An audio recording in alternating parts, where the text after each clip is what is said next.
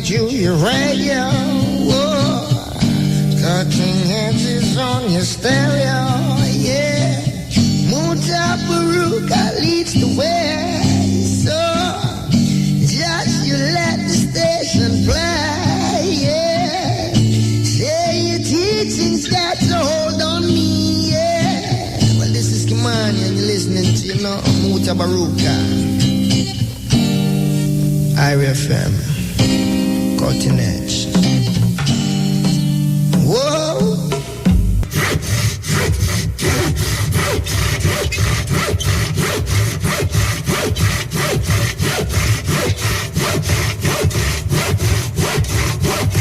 Final boarding call for flight 137 to Port of Spain, Trinidad. You couldn't wait for land for put on the carnival costume. You know me ever ready. I'll be chipping out the plane and straight down the road. It's time to come there with you on next Wednesday.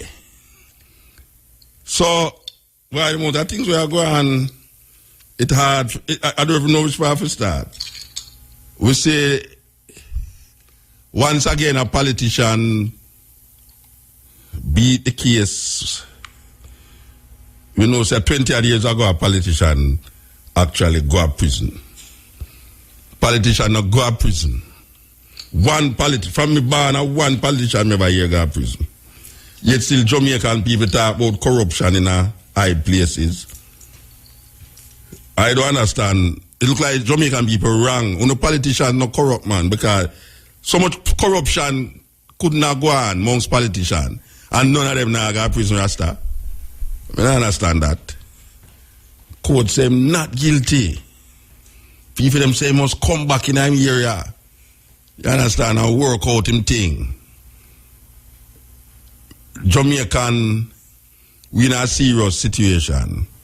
We in a serious situation because them have way a play catchy shubi. For those of you who don't know that game, but catchy shubi is a serious game. Catchy shubi. You catch me shubi. Only for Jamaican people don't hear about that, but catchy shubi is a serious thing, man. Then we have this thing about the plane. The plane get them dizzy. All these big science and technology. For how much weeks and now go on and them still not find the plane. Them say debris still. Them right now them say are the biggest thing that in the news right now. The biggest thing in the news right now until tomorrow. Until tomorrow, the biggest thing is in the news. You believe a joke? Wait till tomorrow if you don't realize when I say true. After tomorrow, the plane is of no significance. Especially in Jamaica, the plane is of no significance after tomorrow. Nothing is of significance after tomorrow. Because all you'll be hearing about is what news, the news that will take place tomorrow. Mark my word, and me say that. For a long time, me say that. So, we see we in a situation where the plane business is like it leave a little vibes in our people. Where people say, boy, I don't know if we want to fly again, but how foolish is that, How foolish is that? No crash in a Indian Ocean. You remember when they say them are afraid to go up on plane? American airline, when the guys then bring down the plane, them woolly artists all out, they now fly again and then now do this and then now do that. I say, it's all right. Plane or no plane. The other day I come from London to Austria. And that was my worst experience in a plane. May I tell you? My worst experience. Look at that, look at me and ask me if we are going to crash, And I mean, it's when the play, me I think on all the things I never do and all the things I do. Everything I do, I never do. Me I think for it in the car, I say, okay. And so it going on. Trust me. And every time I look at that, I look out at the plane, jump, poof. And everybody scream out. She look at me and ask me, if we are going dead. And the next day, I sit down and the bridge, bring me up, carry me come to Austria. Say, it coming at the paper, say, there was a hurricane. Me say hurricane. The plane are flying now a hurricane. When me looking at the newspaper, even though I couldn't read it, but me could have recognized certain words and me realize blood and skirt. You can't imagine plane crash with me in a Astra Rasta. We are come from London to Astra, plane crash with me. That would have been something else to write in, believe you me. Anyway, we have to talk about it. We have a long flight from London to South Africa one time. It's about 8 hours. Yeah, I think it's 8 hours. You fly right across Africa. When you look down, you see Sahara Desert. You're traveling from London and the plane go right over from North Africa to South Africa. And you sit down on the plane, and may I tell you, man, I don't know, you have to sleep in them situation. But me know some artists, me know a sister artist, big woman artist, trust me. You see when plane dip, stewardess better come hold her down, and give her smelling salt. And I call her name, but I tell you, anytime she that plane, trust me, don't make the plane dip with you, I don't make the plane go like say it go over some hard rough road, I peer screaming and ball out in the plane. May I tell you. So this plane gone down with 200 odd people in it. Them see some debris, them see 100 odd pieces. Them don't sure yet. I don't know what 100 odd pieces I think would have doing in one area where them look for a plane and I don't know the plane. I want if the plane just turn submarine and gone on and it go sit down in a little island. I don't know. But it's kind of mysterious. It's mysterious because you not expect men and people in this technological time in a situation where a plane have them so giddy. You really not expect plane to have people so giddy. For 2 weeks, all the big science and technology where you expect them to have is of no significance right now.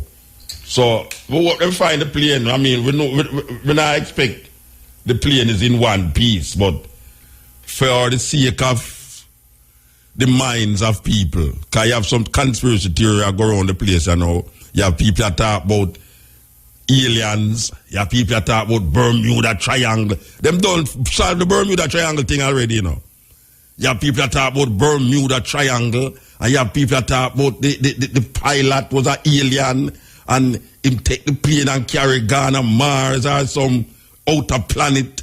You have people that talk about the plane gone under the earth and them down there. I mean, so you have people that talk, serious thing, you have people that talk to some country actually have the plane, sit down there, and wait to carry it up in some spaceship and all them something there. I don't know. But conspiracy is something where sometimes it's nice. It boosts up the thing because sometimes conspiracy is not a lie, It's just a theoretical thing where people hope say, I saw it go. Anyway, a cutting edge. Save time.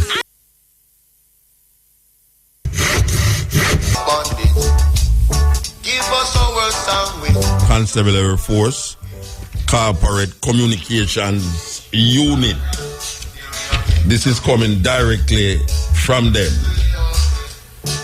It says here that schoolboy found wandering in Portmore, St. Catherine. The Portmore police in St. Catherine are asking the parents or guardian of Ricky Green, a 9-year-old student of the Nago Ed Primary School, to make contact with them immediately.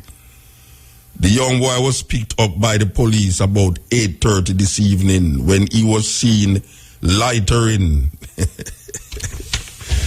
He was lightering, we saved him for that charge, He was seen lightering in the vicinity of the Nago Ed bus terminal. He is unable to give a proper address or name his parents, guardians, but told the lawman that he lives in the Wellington Park Avenue area of St. Andrew. Wow. He is of dark complexion, slim build, and is about 109 centimeters or 3 feet 7 inches tall, and is wearing a khaki uniform and white Reebok shoes. The parents or guardians of this child or anyone who may be able to assist in locating them is being asked to call the Portmore Police at 949-8422 or the police 119 emergency number.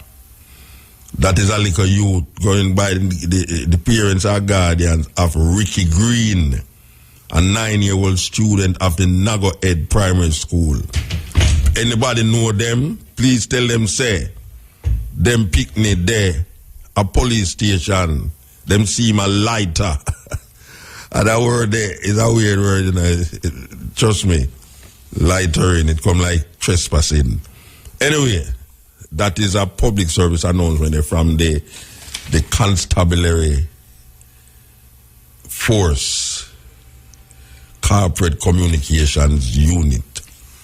So with that, I was playing a while ago. And we are saying the conspiracy theories, them is getting more and more. We have some people seriously, you know. When they talk to me, you know, Rasta, it's like, it's something all out of Bible them I tell you about. I will tell you people easy, you know. All out of the Bible, them I quote Bible for sure. You say, this thing here is something where they prophesy already. How people say so, man? People said prophesy in the Bible. And all I quote Bible scriptures and quote Bible verse to you about the plane, the missing plane. Because the amount of countries where I look for it and can't find it. You see, mystery is a serious thing, you know. Anytime people can't solve certain problems, then put it to mysterious occurrence, and that lead to superstition or superstitious thinking. That is how you have most religion start. Religion start out of trying to explain the mysteries of life. And when you can't come to know practical, natural answers in your human condition, we start to give it over to some supernatural being. We come out of the natural and go into supernatural. The explanation is not readily available, so we put it into the supernatural. A serious thing. Check all the stories them when you ever hear about certain things and see if it's people, not people who can explain in a natural way the occurrence. See them gone into super simple little things. Until we tell the story already about this house where a woman living at this house, and every night she go to her bed, she hear whole heap of things that drop on the house top. And in the morning when she tell people to go up there and look, she not see nothing on top of the house top. And that go on for days and months. Every night she hear things that drop on the house top. And when she check it the next morning, nothing there on the house top. So she start to feel that somebody do some hobby or some supernatural thing a go on. Only to come realize from someone that is somebody take out ice out of them fridge, the cube them out of them fridge and I throw up on top of the house top. And in the morning it melt, so them not see nothing. Somebody that forgot then at the night for come find out say, oh, that a go on, and some ice cube them a throw up on top of the house top.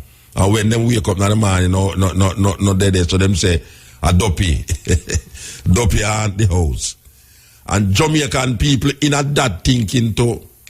Anytime they can't explain something, before them search themselves, seriously search themselves, them gone in some wandering, supernatural, mysterious kind of mentality and thinking and some belief. Some believe in this and believe in that and believe in Tara knows what. A terrible thing. The greatest thing is to know. Knowledge is power. And knowledge don't give way to superstition. Because the strength of your brains and your consciousness is to unravel what is seemingly to be unravel-less. Like you can't unravel it out. A man have a roll of thread and he might unravel the thread and the thread not up back. The idea is to find a situation on the roll of thread that is not up. For sure, yourself say, if you draw this part, it will unravel itself. Or if you move this part of the thread round the other part, it will unravel itself. You don't really look on the thread now because you can't unravel the thread. You say, boy, this thing is a mystery, you know. Oh, the thread wind up so. And me never wind it up so. Me just pull it off of the roll and it just twitch up, and me can't raise it up. You know, say, dopey dip on me. I tell you, we are over the call a radio station. 2 weeks ago, we are over the call a radio station and I say, Pastor, I want you to do something for me, sir. Pastor say, I gotta look at something right to the matter on the radio. But for that, just lick him like I made with the radio. I gotta look up the talk outside in a tongue. I can't do them talk in tongue. I don't know where she can talk into but tongue. Anyway, if I buy out him, and do man, I explain to him now, say, Pastor, me ear a drop out, sir. Me ear a drop out and I set it that way there. And him there, the woman I say, yes, sir, we need some healing, sir. And the woman start going with one rat in the radio now, like she no gone and the spirit now. That will make her ear stop drop out. That is what you call mystery. And mystery lead to superstition. She don't go figure out, say, maybe it's some lack of some deficiency in her structure that cause her ear for dropping out, and how she can now use some things to make the ear come back. I start to eat certain food that her ear can grow back. I use something that her ear can grow back. She start to bring it over now, say, as somebody I work on her who no like her and a bad mind make her ear a drop out. Maybe a fear bad mind make the fear ear a drop out. Because tension and all them things, they can't make your ear drop out too, you know. Yeah, man. Well, if things can make your ear drop out. Make all your bumper come up on you and all them something, I don't even know. Tension and stress and all them something there. And she now no say certain things that work against her because of fear herself. She thinks it work against her because some people out there bad mind her. Because her ear look pretty. And then the damn idiot person, I beg sissy man, if I could have licked him I made by the radio, I said, sure. I wanted a brother here, man. It's like you push the fool a little further. You know, you keep pushing the fool a little further. That's him I do. I push the fool a little further. So she's supposed to go back now and feel good. Like me see one of them I push down people on stage like him a foreigner now. Yeah. Hey, black people, how we stay so? You have one pass now, I follow the foreign one, them in a joke. I come here watching on my TV, and I say, okay. That reach a Jamaica now. Just like how certain man do hip-hop music, or some man dress certain way, or the food certain way. We are adapting. Oh, we never know, so we could have pushed down people and heal them until the American evangelists do it. Look how long we want to heal people. And so. I would never let that push down nobody. No, all of a sudden, Mr. Man, Jamaican pass upon TV and push down people. And I lick them with towel. A dirty towel, we wipe him sweat with. If I lick down people with that, people drop on the ground and get ill. You think them people easy? You see, all them past now, listen to me right now. If you don't have the power of healing, me want to go up at Kingston Public Hospital. At this I want to go. Our University of the West Indies. I want to go our Cornwall Regional Hospital. Or go downtown one late night in front of Central Police Station, around a Peters Lane, or in front of the courthouse, late one night. I don't listen, I want to go. go heal the people them, make the people them come out of hospital. We shot a nurse. We shot a doctor in a Jamaica. We not a doctor, we not a nurse in a Jamaica for do certain thing because there is more sick than who can heal it. And uno inside of the place, uno have church service on TV on Sunday. Uno must go in at the hospital them, go take out the people them who sick out them, make them go home. That the place to full up. All them 1 foot man when me say a rock on the place, uno supposed to make no man them foot grow back. In the name of the Lord, hallelujah. Make the foot them grow back. Since we not talk about, we have some healing power from the Lord. In America, a woman and her husband was held again because they didn't do it the first time. Them refuse doctor help because them say them religion don't allow them to go to the doctor. And they make the child die instead of carrying the child to the doctor based upon a religious belief. They would prefer the child to die. It's like some people in a certain religion in Jamaica, I don't remember if a 7 day, not 7 day, a Jehovah's Witness, they say them not take transfusion, some no blood. If you're sick, you must go take blood. It's a terrible thing that, you know. Yet still you have Christians who wash themselves in the blood of the lamb every day. Yeah, I tell you, I will never go do it, Muta. Look here, bad. You have Christian, where every day they might get up and I tell you, say, you must wash yourself in the blood of the lamb. In the blood of the lamb, you know. And then figuratively switching a lamb to a man, and the man is the blood, is the lamb, and the blood. You must wash yourself in the blood of the lamb. Because the blood, the lamb represents Jesus Christ. It's enough blood that Jesus have to watch so much people, you know. And then you have a next set of people now who him drink the blood. Him now wash himself with the blood, you know. You have some ball out about wonder working powers in the blood, in the precious blood of the, and they have a next one now where him drink the blood and eat the flesh. Black people, we in a serious problem when people can't have way like a puppet, like a zombie. It come like there's a zombie land, we know, like the movie, like the TV series on TV, The Walking Dead. It come like a whole heap of Walking Dead in a Jamaica, and we need to heal. The problem with it that them zombies they can't heal, you know. You have to just chop them up and shoot them. Yeah. You have to start. Yeah. And we don't know. The majority of Jamaican people seem like them a zombie. Them just a falla. Blessed. Yeah. Yeah, man, Muta, bless up yourself. Yeah, man, you're on the radio. Yeah, man, a food cartel, man.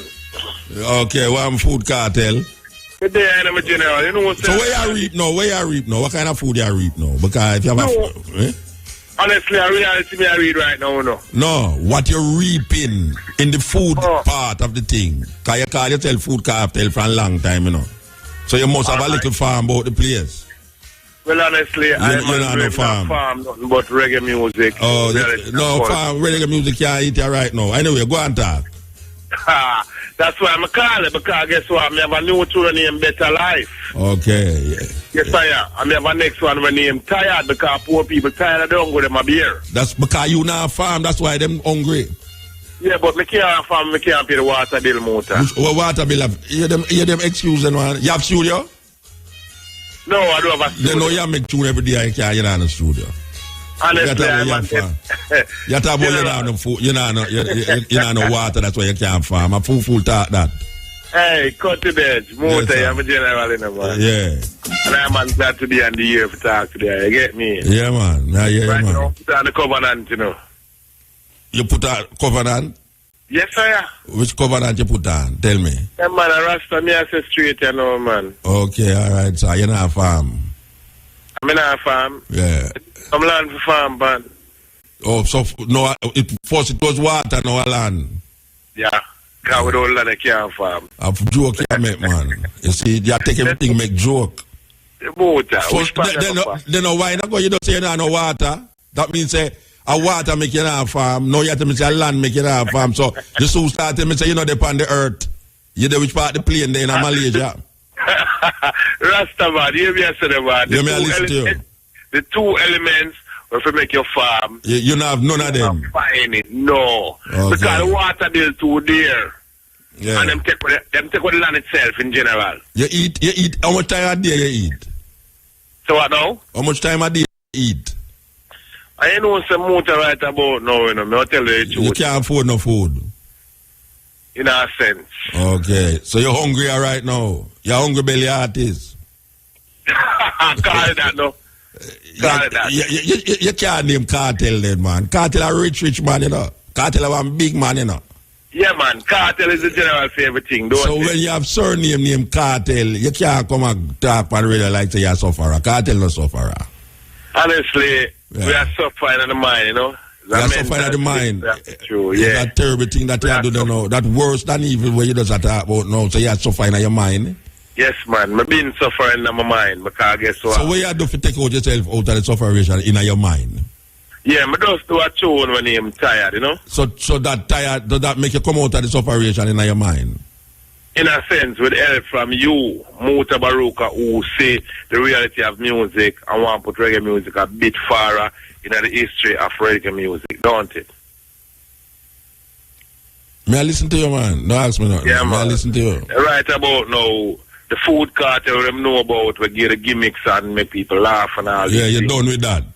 Yeah, I wouldn't say done with it because people know me for that. So You laughing understand? is a good thing still, you know. Laughing help relieve stress, you know.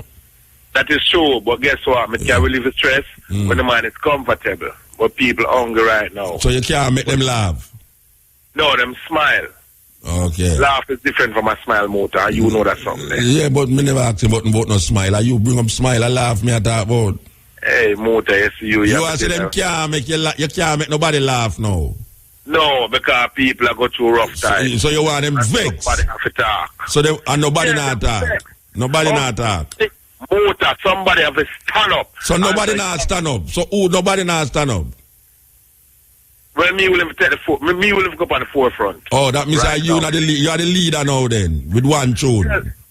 I don't want tune motor. No, but you just tell me say you put on your covenant now and you start make people laugh. We want people look through the thing and visualize what is happening around them. And nobody now do that.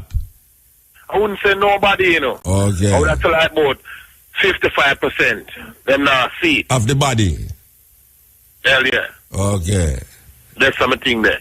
Right about now, we just finish up 2 video, finish up 2 proper songs. You understand? What we try to show people, say, hey, listen, we're tired of the hungry beer. So what you gonna do about it? Well, I man can only lead, you know. Yeah, but what the leader gonna do about it? And that if you lead, no joke, if you lead and can't find a solution, you know. What the leader is going to do about it? Motor. Yes, sir. Leading is halfway. You get me? No, you mean ask about no half. Me say, destiny is the next half. what you going to do about the hunger that you're singing about? What you going to do about it? Not what you're going to sing about it. You say you're a leader now. What you going to do about the hunger that you sing about? Well, the most of me can do, you know, Yeah. is advice. And Okay. people can listen to a food cartel, I say, Okay. and put it in the right direction and see what them can reap from it. All right, sir. That's the thing right now in general. All right. You know, so honestly, a 2 time I man visit the place, you know. Which place? Up a Whoop Garden, man. Up a your restaurant, No, you me know. not no restaurant out there, man. Again, you do have No, it me again. never have it before. A lie. And them say a your No, restaurant. no lie, no night, man. Me I tell you, say, me tell you something. You tell me say a lie, Rasta. Me should have sue you for that, you know. No, you're not going to sue me. Then if me tell you something, you tell me say a lie. But, Anyway, you are though. All right, you say you have 2 tunes where you lead the world in and you are going to save the world and all them something. Mind them crucify you, here? Because so them stay. honestly, I respect that thought there, you know? Yeah. Because you find that you see the light and you want to expose it to other people, then push you down a little bit further. Yeah. Crab, yes. All right, Rich, you have to move though. You got worried about, but I was saying you didn't invite for all them advertisement the way you just do a while ago. Yes, no problem, man. But more want a link with you after here still. Yeah, call the operator, man. All right, no worries. Yeah, blessed. Yes, that was Food Cartel. Him say him stop make people laugh, you know. He might deal with some serious issues and him going to lead the thing. You understand? So, we have to look out for that. Okay. So, we have a documentary I have to play for you at the night, you know. What time it is, I know? 6 minutes, 8 minutes to 7 minutes to 11. We have to play this documentary for you. Believe you me, yes. Cutting edge. Cutting edge. Stop talking to the man and talk on the phone, man. You see it now. You're going to make me hang up on him, you know. Yo. Blessed. But, you know, long me I tell you if you talk on the phone, brethren. Aye. Yeah, man. Aye. Wagwan, sir. A cutting edge. But you have a meet now going around the man. Aye. Rasta from the east. Wagwan, aye. Hey, you know, say a whole heap of time you call radio. You tell you know, so you know, to listen to your radio when you talk on the radio. Phone. Aye. What is this man? Wagwan, Rasta, man. Cutting edge, Agwan. See, boy, they are just like the bicycle sprocket tire. They are stand up. The last year, you know. Yes, I am. What me I say, I am out. More on the eye, make the Rasta man them know, say boy, them to show the foolish and just stand up and just know, say boy, them to do the right thing in the world in higher. Yeah, when me say about that, if you want them know, you know, just tell them, man. Yeah. Because right now, some of them are going like to say, boy, them don't know, say, boy, there is a majesty, they don't see it. The man, them just do some things and they will check them course and them say them a Rasta. You know, see it. Where them are do? The man, them all go to the shop, say them a gel here and style and them thing, you know, see it. Say them a gel here? Yeah. Okay. I use gel a style here, you know, see it. Them things in the work out. A fake Rasta here. Okay. You know, see it. Fire me bun pan them kind of man, you know, fire. Saying. Where you live? Well, me live in a White House then, but me come from Danvers Pen, the place named Danvers Pen, and that's where me come from here. You know, see it. Okay. Man. You have no fire for go burn, man. Saying. You have no fire for burn because a whole heap of ones that do that. A whole heap of ones that do that, here. You know, see it. Yeah, man. You see a man like you, Mota? Yes, sir. I give the man mutual respect, you know, yeah. I don't give the man respect with gear in my head, you know. I give you neutral so can you know, where say you not give me respect with wine in my head? Me not give respect with gear in my head. Gear? I give the neutral, that's why I can say right to why I deal with saying. All right, sir. Saying, and right now, more than I stand up seeing where, saying, because right now, they are teach up some youth, some knowledge thing. Saying, them a listener, you know. Right now, and them are listening to your program still, right now. You know, see it. Because you see stepping razor, cutting edge, them things they lead up prosperity and make man and man know themselves. Make man build up them barrow. You know, see it. And the Rasta man, them to know that too. You know, see it. Them to tilt the soil and plant food. You know, see your man say, nah, no water and him nah, no land. Them a joke, man. That was man say they want to rain. You know, can't get some drum and get some real water. The man say, "Blah blah land Rasta." Where you want him to do a concrete? Him live for where you want him to dig up the concrete? The man say, "Blah no land Rasta." The mood enough country there, you know. Enough country there, you know. Because the government attacks the free land, where man can chop down and go plant, you know. You know, see it. Well, you know, it's like him saying, "Put on him covenant." What kind of covenant? Him go see things different now. Him go see things different, man. Him say him start Rasta now. So you see, from a man starts Rasta, him realize water and land is the most important thing. Yeah. If you're going to complain about water and land, you know, that's why you're not plant. You're not serious problem. But what you know? Babylon grab you. For the man of born with the covenant, you know, yeah. It don't make sense. Because fake covenant, you know. Yeah, but no man ever born with lax rasta. I never born. Yeah, that's true still. Yeah.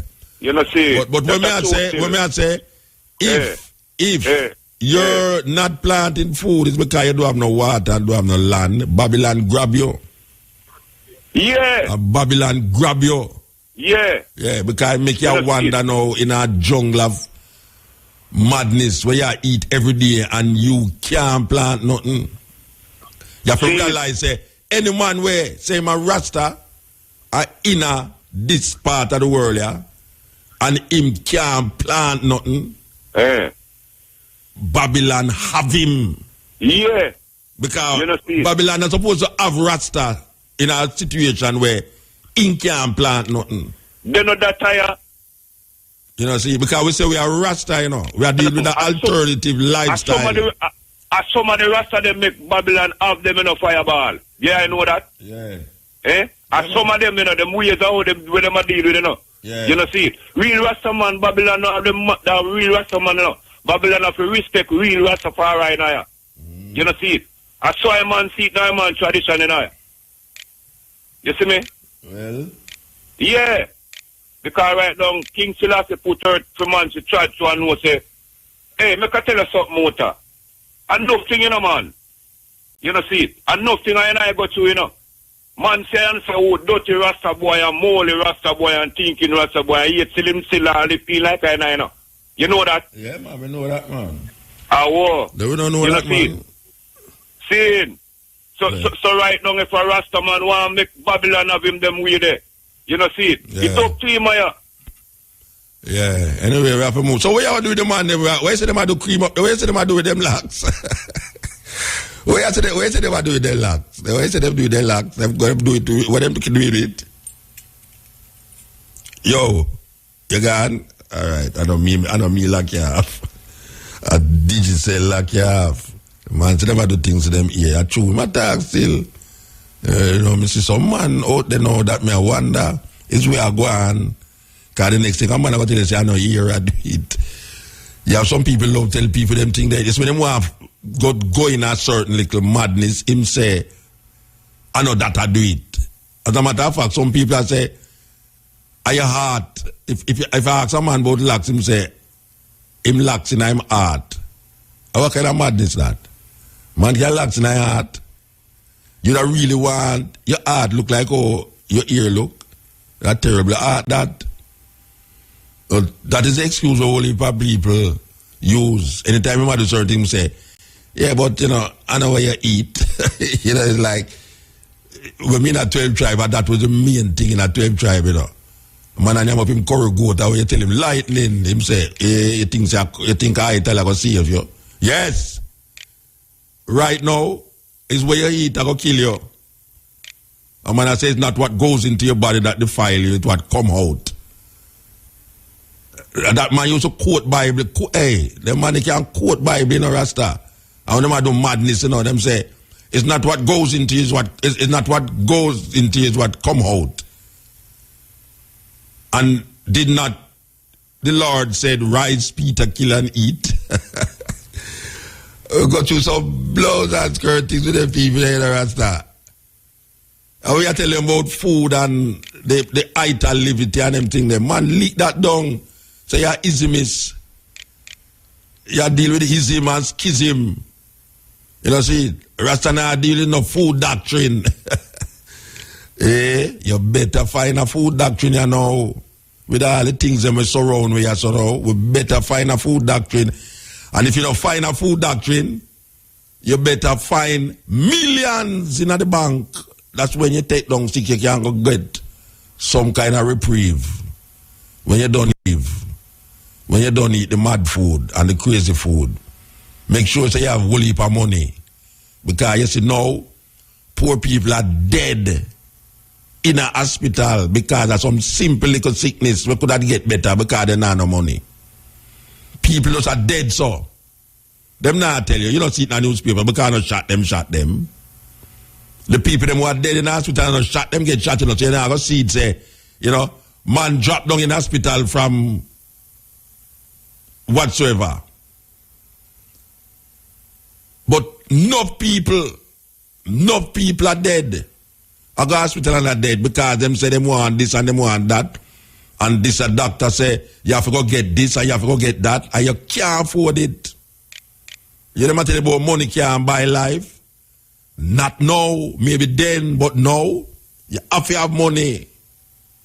You have to have money to take care of yourself. You have to have money to get healthy and live healthy and feel good. Yeah, man, I tell you about say, boy, him no want rich, him just want have enough. What is enough? Enough is not enough. Not in my perspective, yes or no. And when I tell him no want to get rich, why you want to get rich? You say, why the rich man, you know how the rich man live? A madness. A madness. Me would have preferred to be rich than to poor. I don't know where black people get them foolishness from. But you know, see, I know every rich, watch out, I know every rich man feel good about himself, you know. But me know say more poor people feel less about themselves. And when me see the so-called acts of God appear, and mostly poor people me see feel it. Because if him didn't rich, he would have built a house where at least it's stronger than the wind. Or if him house blew up, the house top, he would have just go build that back quick. And when public service gone, him just have him solar energy, him have him generator around the corner. To be poor is almost like a crime, man. And them a sell poor people and black people them foolishness about well, you know, rich man not happy, you know. Where a lie you a tell. Rich man have a party and this and that where you don't go. You see rich people are kill rich people. You see uptown people are kill them what are they like in the ghetto. A problem.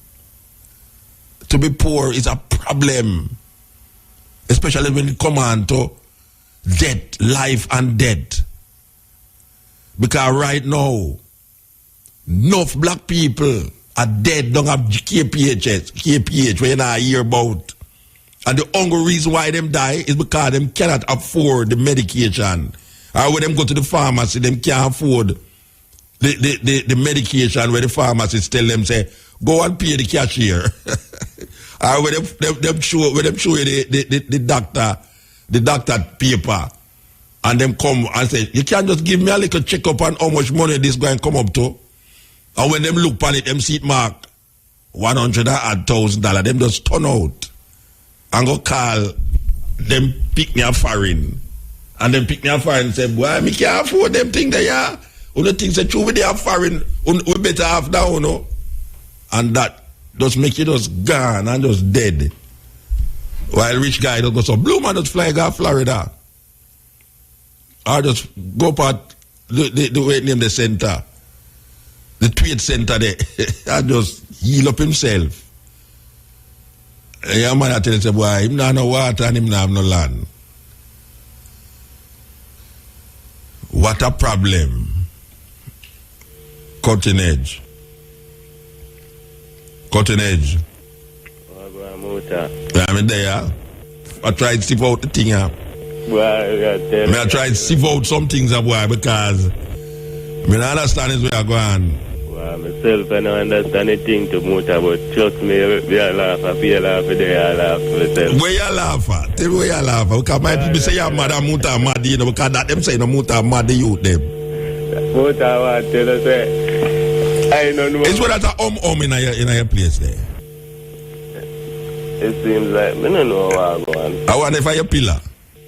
No, man, we didn't. So I couldn't. All right, where you say, oh, go attack? No, me I say, two of the things, yeah, say, yeah, man, the youth, them panel, but boy, tell us, without you, we don't know how some of the youth, them without pre no Muta, I tell you, because me I listen to the program for a long while, you know, a long time, I listen to this program, you know. I first call in still. Eh? Yeah, but me I tell us, a whole heap of time, a whole heap of enough thousand of things that motivate me, pan. So we make a call tonight, no, because you say you did not laugh. So we make a call tonight. No, because the vibes and the energy we are giving. Okay, and the program just started, you know. So me not tell me listen to me ever lucky man. I hear from my station. Me ever Okay. but you don't know a thing no more. You just listen and observe. You get me? Yeah, so you know, but call. Yeah, me know about that. Man, I'm sure you don't have no credit, you know. You talk like saying, yeah, man, no credit, you know, making a call. Your phone just turn on back. No. I do this how to start bridge phone.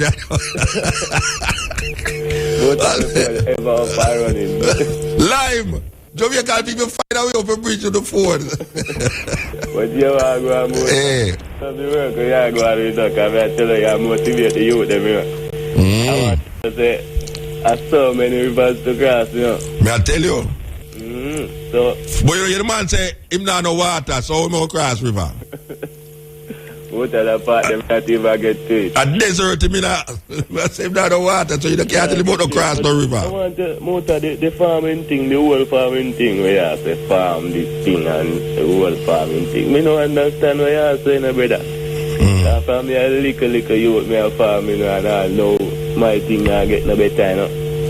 What not get no better? The whole farming thing is just work and have a bag of food and the whole food spoil back and... Because you not eat it.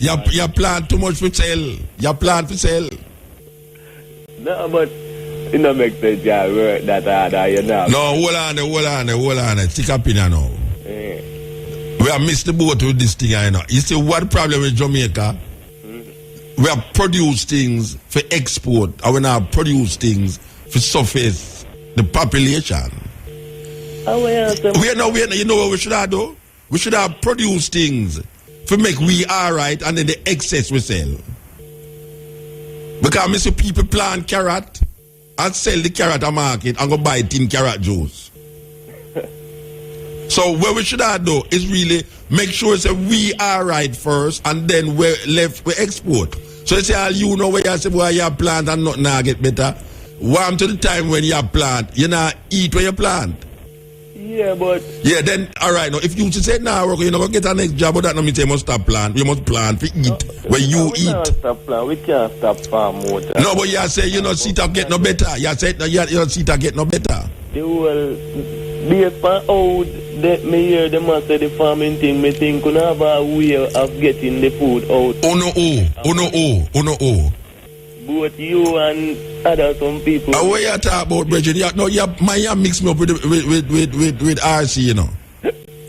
You mix me up with RC, you know. You see me I jump and I do the chicken back move and all them something the rest of, and I tell people about must go eat oxtail. But me, you promote the thing. Yeah, me I promote farming amongst the youth them because it's better if a man a farm some food for eat it himself than stand up on a corner, make policeman shoot him for nothing at all. Yeah, we understand that. Yeah, and it's better him a farm that when him a eat him food, him can say, and me grow this. Me not tell a man, he had to get up to go farm to go sell 100,000 pound of onion.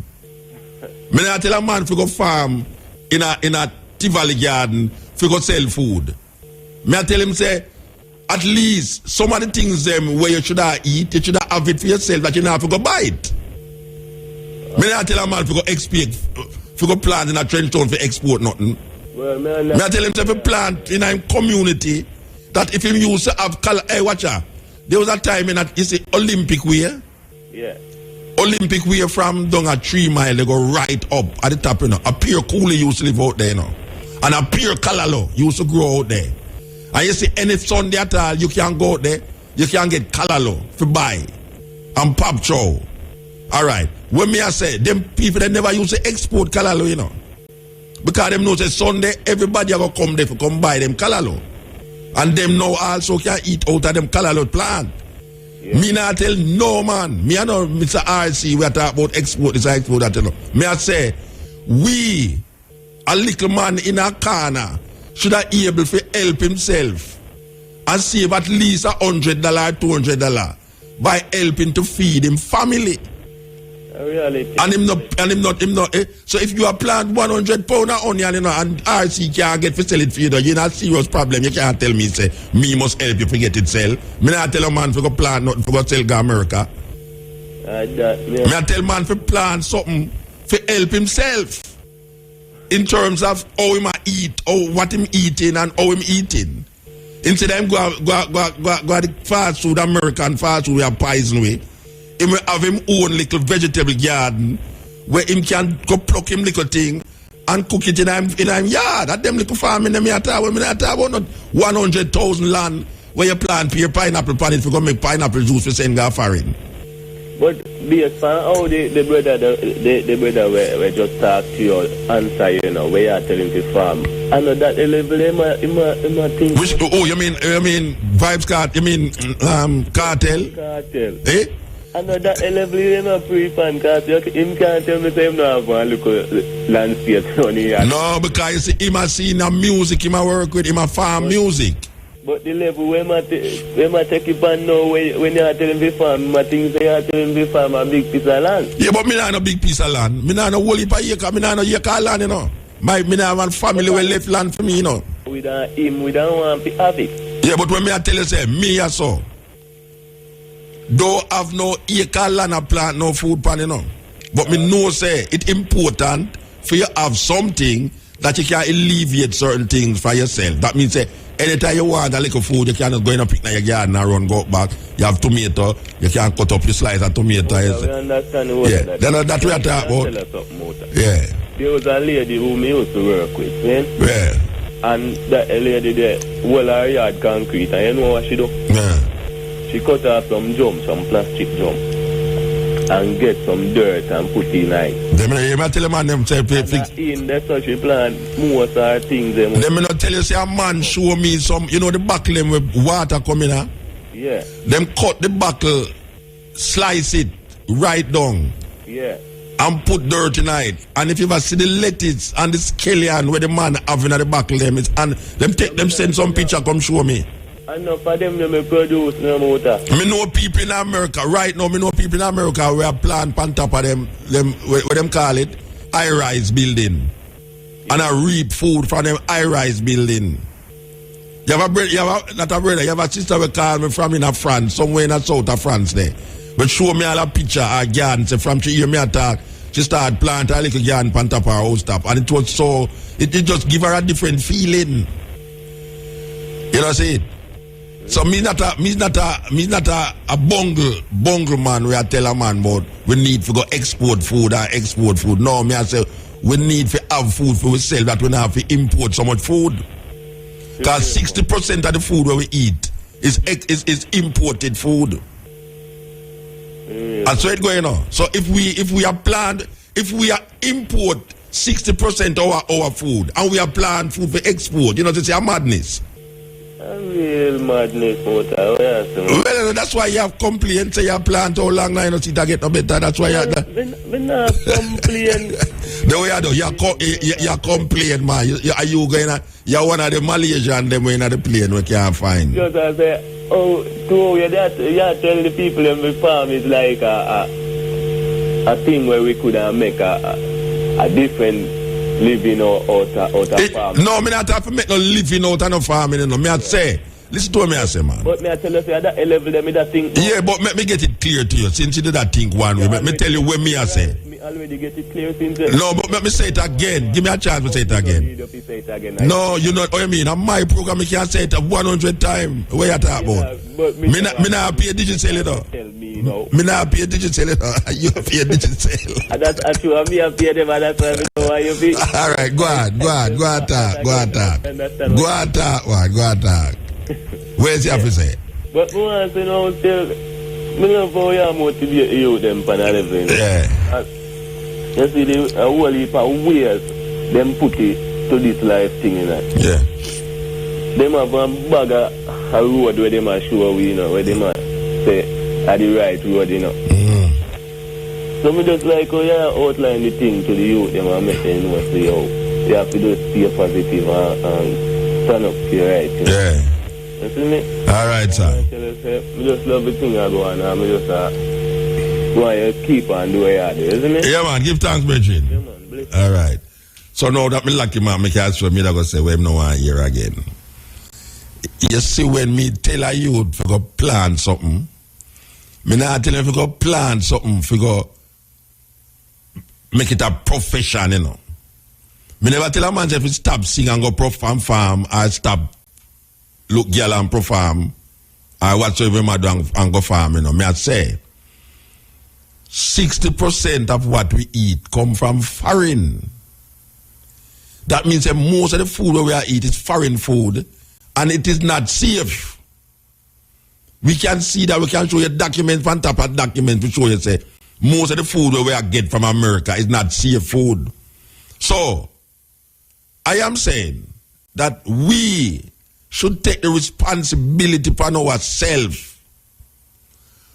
For at least if we eat enough kalalo, we plant kalalo, that's we not have to import kalalo. Even though we don't know if we import kalalo, but we import all pop chow.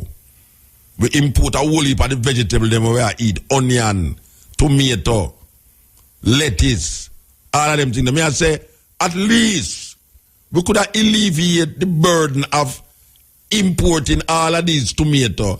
If every little man, me not talk about the big farmer around there, so where him feels him can make money off a hotel and got him grow 2 acre tomato over there, so. And because government have no industry, agro industry, so when him plant him tomato and him can sell it as tomato, him can go in an industrial way of making catch up, catch down, catch round, and catch come.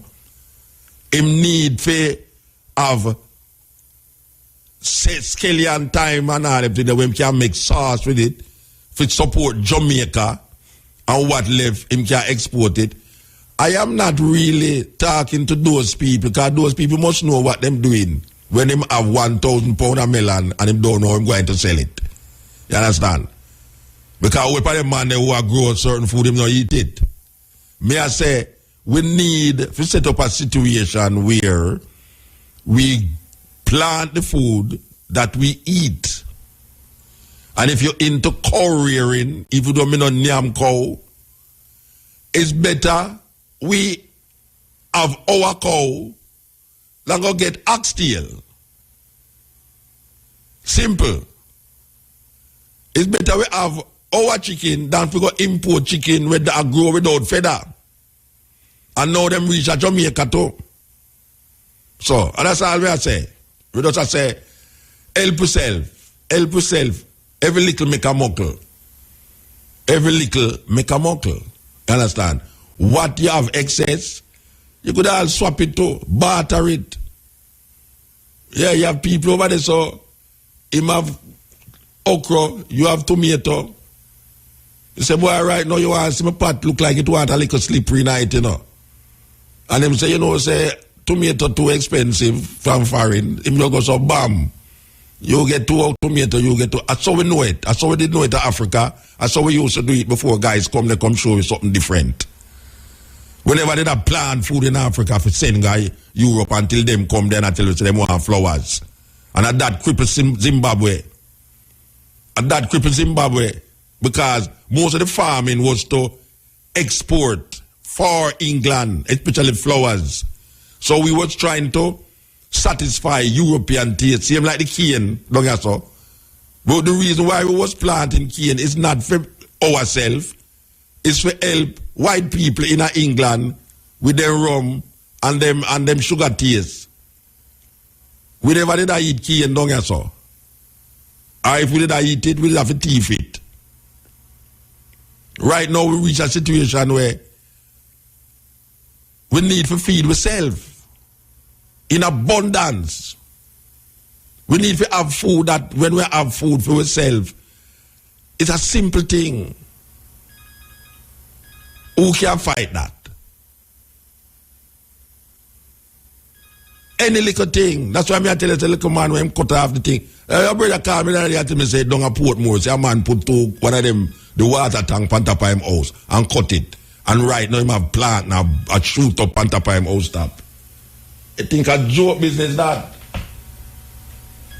A serious thing that when you say a man put a tank, cut off a tank, it's all cut off tank and plant banana, plant in night and then him can't come call me and say, boy, Muta, boy, I have a sweet bunch of plant here, so from top of my house top, concrete jungle that, him not have no land. I'm gonna develop the water there. That funny. That is funny. Okay. Look at there, so cutting edge. Cutting edge. Motor. Yes, sir. Yeah, good night, bossy. Yes, sir. You may try to figure out what you know. Yes, sir. Being a government sector, see? Mm-hmm. Every year, we have to file up something with them called declaration. Mm. So even though you just a little one house, you just one car. Yeah, you have to declare. 5, 6 years. Yeah. So me I look into it, you may spend on the current thing with current and them man. Even though a judge come and pass the judgment and say, boy, we're not going to further with this thing. Nobody no look into it if you say my question how them man get them whole power house and buy out the whole of St. Elizabeth and them something. Oh, and buy out the whole of St. Elizabeth? Where else, man? So where you live? Me there in St. Elizabeth, yeah. But I'm saying, you don't live, what you mean? You live on Finland? No, I don't live in Finland. I St. Catherine, my base, but me don't have time because I work. No, so nobody don't have St. Elizabeth no one nothing but him? No, I not really say that similar about them. Oh, you don't have sweep the thing. You don't have sweep it and I say own the whole of St. Elizabeth. No, me I say in terms of value. Yeah. Me not be a fine alone either. So it's a landlord, land baron don't have St. Elizabeth. So which part don't have St. Elizabeth him own? Why from Santa Cruz come? No, wait, you can't say him own Santa Cruz, Rasta. No whole of Santa Cruz. No business answer, man. Him own a whole heap of business in a Santa Cruz. Whole heap of business, man. Tell me one of the name of the business where him own. Well, one TV station or that one I think. Him have a TV station down there? Yeah, man. What the TV station name? BOJ TV. Him own it? Where else, man? And no Bank of Jamaica own it? No, man, I got. I don't say BOJ. We think a Bank of Jamaica. Oh, them thing there. Yeah. They say, everything just drop, everything drop. Nothing to query upon all of them transactions. Bank people come say. Yeah. Bank people say, boy, 7 million draw today and 12 draw tomorrow and then work something today with all per million and by next week then control some more. Everything just drops up. Let me tell you something. We not gonna know nothing. We go on. We not gonna know where really go on. Cause them give you, watch out, them make you see where them why you see, you know. And they make you hear where them why you hear. We not gonna know nothing. Well, I mean, it look away. Cause it look like say like the judge just try to fight the DPP and really try the thing that well, the DPP says she not agree with the handing down, you know. Remember, she said you know, she not agree with initially, you know. But as a lawyer and the DPP, she have to go along with what the judge says. Because initially, them have them little thing and thing, I realize that them not doing each other. So, first chance, she gets to dash out the thing, she just dash out it. And say, boy, no answer, nothing to answer to. Well, watch your man. You remember where the brother named Azan? You hear the whole of Jamaica did in harms about Azan. He say Azan got back and get in job and everything and then quiet down and that is it. Well, what? But nothing gonna happen, brethren. At Jamaica we there, you know. A corruption we live in here, but it's a corruption from the top, just stay up on the top, it not really get arrested and charged and booked, you know. I don't so it go. So you know where we are gonna do about it? Where we are gonna do about it? Where we are gonna do about it? Well, I mean, I know. We have to go pray, say. Pray? America, yeah, what they want. Pray? Not really pray. You know what? Pray need to go on already. The same man, them that the corruption I pray to. Them same man I pray to the God church. You're not taking out the preacher taking out. Where politicians take all the preacher take your response on that. But you know, one of the lady them, I must say mother I say she's a God-fearing person. Well, I say and she pray the whole time. Then cartel in a quote that to say God and then you know here a daughter come inside that and say must get where him now found guilty because she pray to God. Me know what she name to come in out. Some guys are me don't remember what she name. She say when Keshima asked her, she said, no man, we have trust in a God, man. Him a go found not guilty. Him a go trust in a God. And see they know, see our next person they know. Trust in a God and get way, and the next one trust in a God and not get way. That me I work with, that me I say, you remember Portia did have a preacher walk around the place that she must win the election and she lose. You remember? Yeah. No, card man, she don't think she's a card man. Can you tell her she must do it on certain numbers? She must agree with certain numbers. And And she walk around with him everywhere she go, cause him say she nah lose. Well, I mean, I tell you, come like in a certain little sector in Jamaica, you can't do nothing wrong. Yeah. You can't do nothing right neither because none of them not do nothing right. I try to live good, boy. I mean, I tell you, I have it all different ways. No, but when I try to say, them can't do nothing right, it's not can't do nothing wrong. It's pure wrong them I do. Hey, but I can't find highlight it with nothing wrong then. Yeah, them can't do them wrong, can't correct up in any time. Yeah, I saw it go, brethren. And it now goes all the while, you know. You push a dog around for so long, one day the dog will turn and bite you. It's a boil, man. It's a boil up. Yeah, man. All right, sir. Give thanks.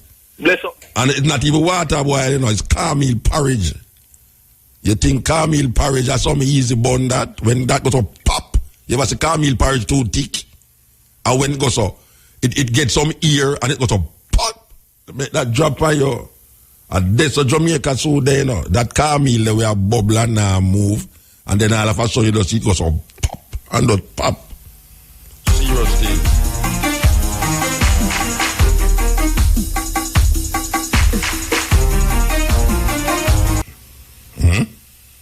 No, Mr. How is everything with the man? We are go through, you know. We are go through, brethren. We are go through, man. Life is wonderful, you know. Life is wonderful, man. I am enjoying life, brethren. Yeah, man. Give thanks for knowing still motivating the people. Yeah, man. Good, you know? Yeah, man. But for some reason we have now some brethren there again that talk about sometimes some man I feel like say the work with the eye do. It's like it's in vain, you know. Yeah. Man after Marcus Garvey come and talk and Malcolm come, them killing Martin come. Yeah, but Malcolm but them work no in vain. Them man they work no in vain. Me not think that Malcolm makes work in vain. And no changes. But what really made me make that call? I was first week when I listened. The little Ayata from down Hanover. We plant the plant our thing, yeah. Yes. And when we hear the little daughter say, when our mom say I hear her name first. She called. And she was one of the brightest girl in the school, and she had some motor from 19 hours long. Yeah. Same. Well, that may I say now, things not in vain. You know, in vain, them see it. For me, I just imagine, imagine you depend on the radio for 4 hours, for the week, 8 hours. Yeah. Andrea depend it for 4 hours. Yeah. Elise depend it for another 4. Just imagine if the other meter houses have something similar to what area FM do. Yeah. The changes where them could have made on Jamaica. Mm-hmm. You know? Because right now the first time you eat brown sour, you know, whole wheat dumpling, your place me buy it when you have the shop for dumpling. You up your wife why you using them? We never know them things. You know, that me actually say, we can't say the thing now work. Because it now work on the mass way. It'll work. If you see where I go on, you used to say it'll work. You remember, you ever hear that story about the tortoise and the rabbit? No. You never hear that story? All right. There's a race that go on between like a turtle. Oh, the hedgehog. The turtle and the rabbit, right? And okay. The rabbit had joke. The rabbit had said, then that go to the turtle move slow. So the rabbit just goes up, boom, and move little and just lay down and sleep. And the turtle just go on and move slow. And the rabbit get up, wake up. And the turtle just go past the winning line and just win. So when the rabbit wake up and realize him sleep too long. Well, that's what I talk about. Say, the race is not very sweet. Yeah. Come in your shop and it's down for one of them tree chunks that we are cutting in half. Yeah, man. Remember the chunk them, man, where they put them there for that purpose, yeah. 1994. I remember first time I eat brown rice was in a year store, you know. All right. And I don't know if you remember one time a man come and ask you if you book me highly selected the chapel that time I thought you didn't know. It was a record. It's a record name, so you tell me say, no, it's a song. Yes, yeah. And soon as I come in a foreign, I go to a concert, I know some see the whole of the jazz collection with the Bob Marley thing them. Yeah. I'm see the CD with the Irish Selassie, the chapter. I'm buy the whole of them too, you know, the cheap. Not good, man. Like, yeah, man. Well, me don't feel so when me I do is in vain, you know. Even though when we look on how the thing I go, we realize, but why black people are tough, you know, but you watch a man, you have a whole heap of ones out there. It make a difference to them. But the thing is, your hours and Andrea Williams and Elise Kelly hours outnumbered. So yeah, well, Elise every day for 4 days. So, you know, you have 16 hours. Yeah, but that's 4 hours, but you have 1 million other media houses where influence to keep them. Yeah, where people listen to. Yeah, you see, if them did get the influence now from like a Muta, more. Yeah. So I say we should go look at that job for the next radio station and just work for the two radio stations. No, the people them they are media houses them for see the goodness so it can work. And to say, we need to do something enough to make Jamaica better, because people listen to radio in a country. Yeah, people man, listen definitely. to TV. Yes. And if you are sure the people them foolishness, the people them are going to act foolish. Yeah, and not only that, if we did that, if we never did do something in terms of popularity, I can't tell radio station say popularity, would have come off already. But given that the same program them where you talk about, where you just mentioned, is the most popular programs at the time when them come over. I know. But with the 20th radio station, Andrea Williams program is the most popular radio program at Sunday morning when it come over. Elise Kelly program is the most popular program at the time when it come over. Cutting Edge is the most popular radio program at the time when it come over. And Stepping Razor is the most popular radio program at the time when it come over. So there must be something that is happening why the people them gravitate to these programs. The only time I listen to radio, see, as soon as I come off, I turn off my radio. So as soon as Elise come off, I listen to 3 programs. I listen to Bob Clark on Sunday too. Okay. But I listen to Bob Clark, Mutabaruka, Elise Kelly, and Andrea Williams. Okay. After that, done, we just listen to my one thing. I don't listen to nobody else. Okay. All right, sir. Well, we're going to make you listen here right now because we have a thing we're going to play. Yeah, brethren? Yes, King Stars, again, Mr. Man, just keep up the good work. I are some of the first that I graduate with you having. All right, sir. Give thanks to hear that. I am still there. I am still there.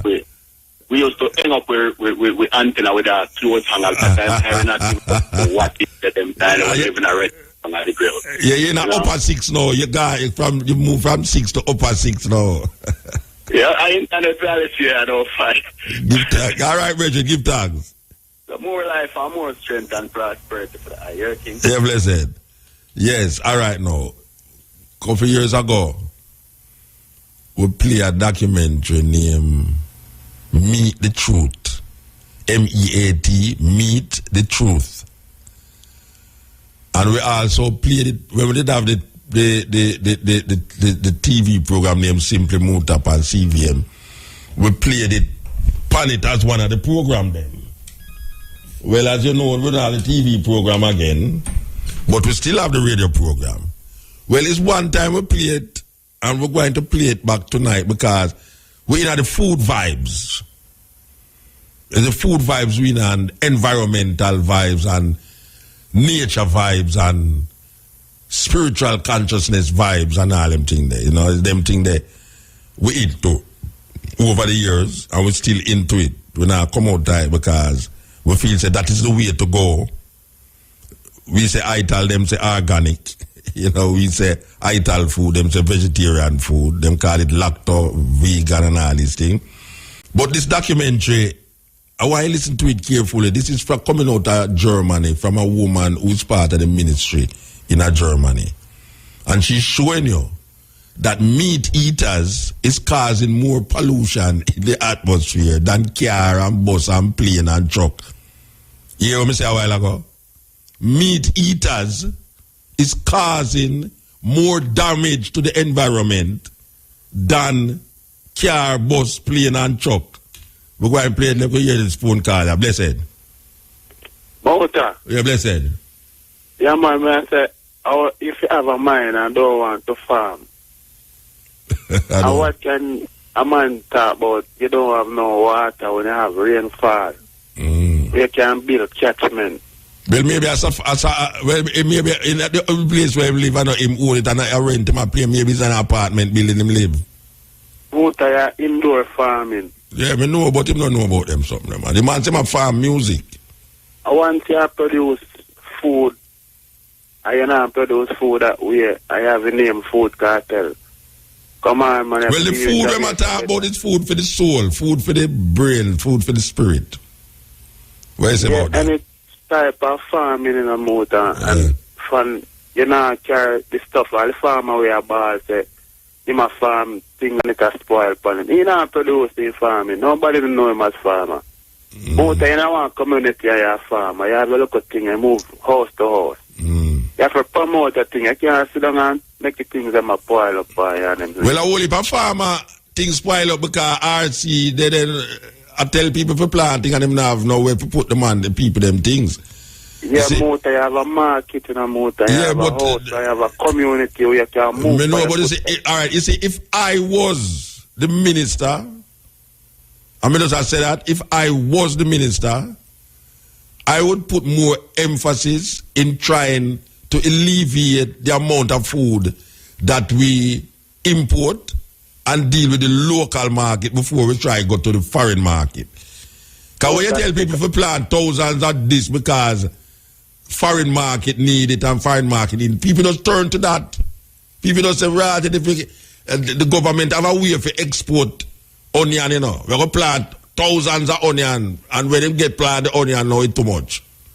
Motor, stick up in and big up to all of Westmoreland, Chantilly. A serious thing for stick up in, but I could go and see if we can stick it. Motor, you know me, motor. Yeah. You got Vibes Cartel, you that can't sleep. I know God there by his side. Okay. When I say motor. So which part, who they are your side? God there by my side, IRS on the by my side, motor there by my side, same way. I need to stay strong by my side, motor. Motor there by your side, but God there by cartel side, that terrible thing. All right, me gone. Here, Bridget? Hello? All right, hello. Okay. We want to play this thing here before the time get late. Okay, I can set it up here so now. I can see if we can tune in to it, yeah?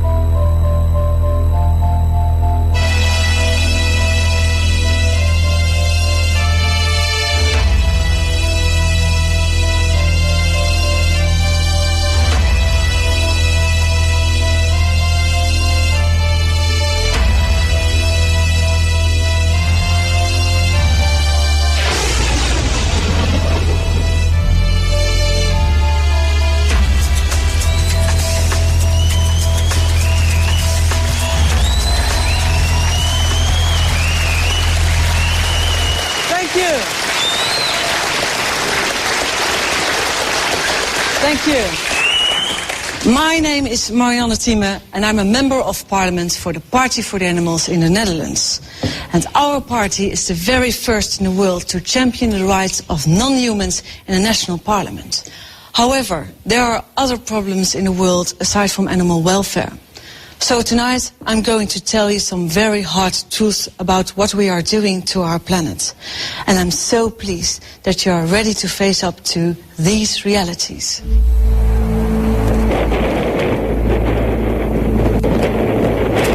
If you look at the 10 hottest years ever measured, they've all occurred in the last 14 years.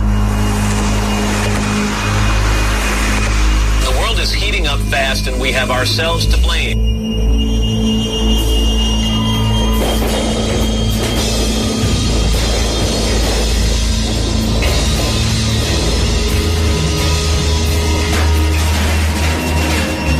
Global warming is real, and we humans are almost certainly the cause. Global warming, that's the world's greatest current concern. Everyone finds themselves in its grip, from scientists to politicians to the Secretary General of the UN and even Leonardo DiCaprio. We face a convergence of crises. Industrial civilization has caused irreparable damage. By the middle of the century, there may be 150 million environmental refugees. Not only is it the 11th hour, It's 11:59. But it's that other film made by Nobel Prize winner Al Gore which has truly succeeded in putting this global problem on the map. An Inconvenient Truth was a real wake-up call to the world. This was a great achievement for Al Gore. However, he forgot something rather important.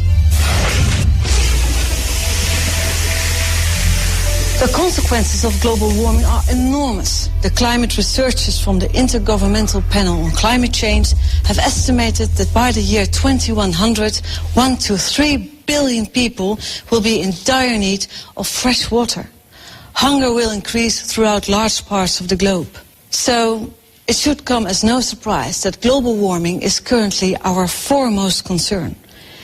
Everyone who has seen Al Gore's film knows that our Earth is in bad shape. Greenhouse gas emissions must be reduced. This is on the agenda of every world leader.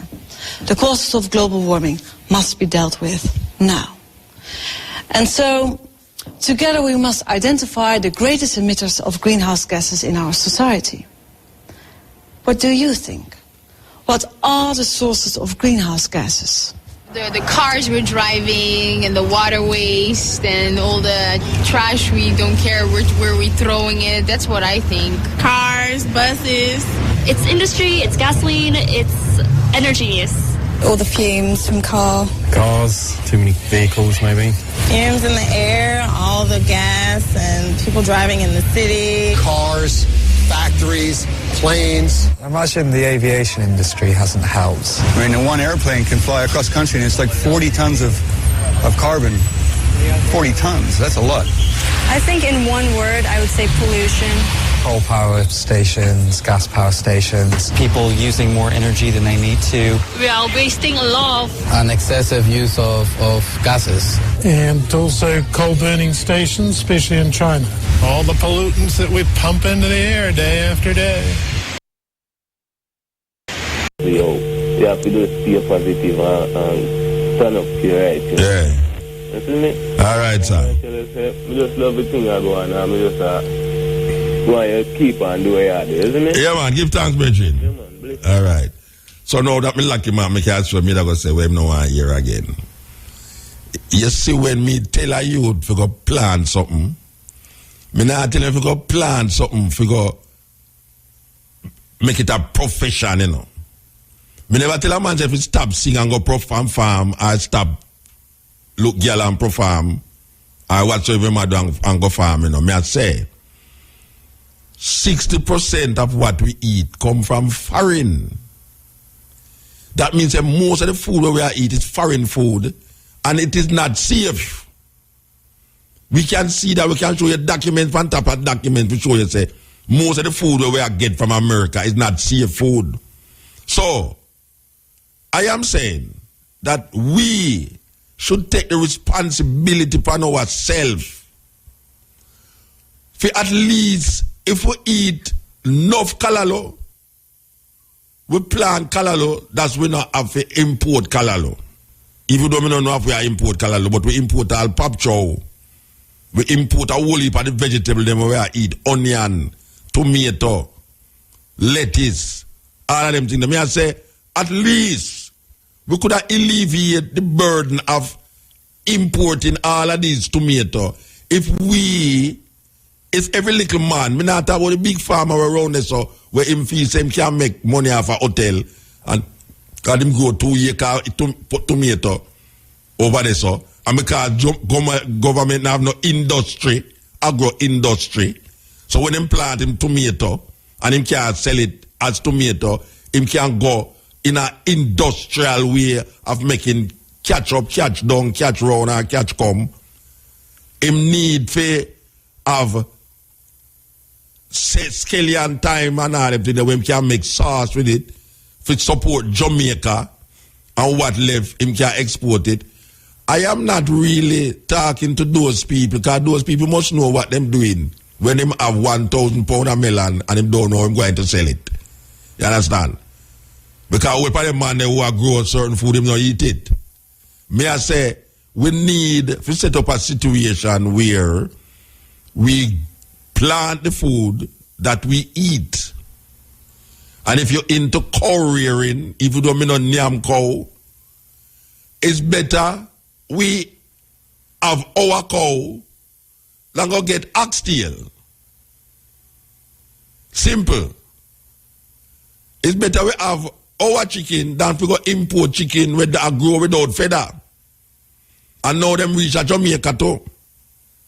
So, and that's all we say. We just say, help yourself. Every little make a muckle. Every little make a muckle. You understand? What you have excess, you could all swap it too, barter it. Yeah, you have people over there, so him have okra, you have tomato.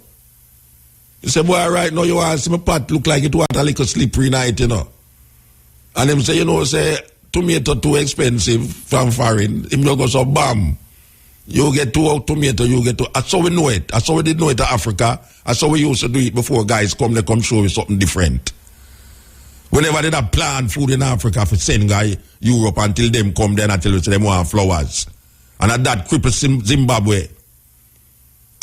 Zimbabwe. Because most of the farming was to export for England, especially flowers.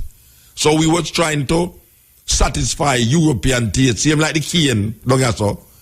But the reason why we was planting cane is not for ourselves, it's for help white people in England with their rum and them sugar taste.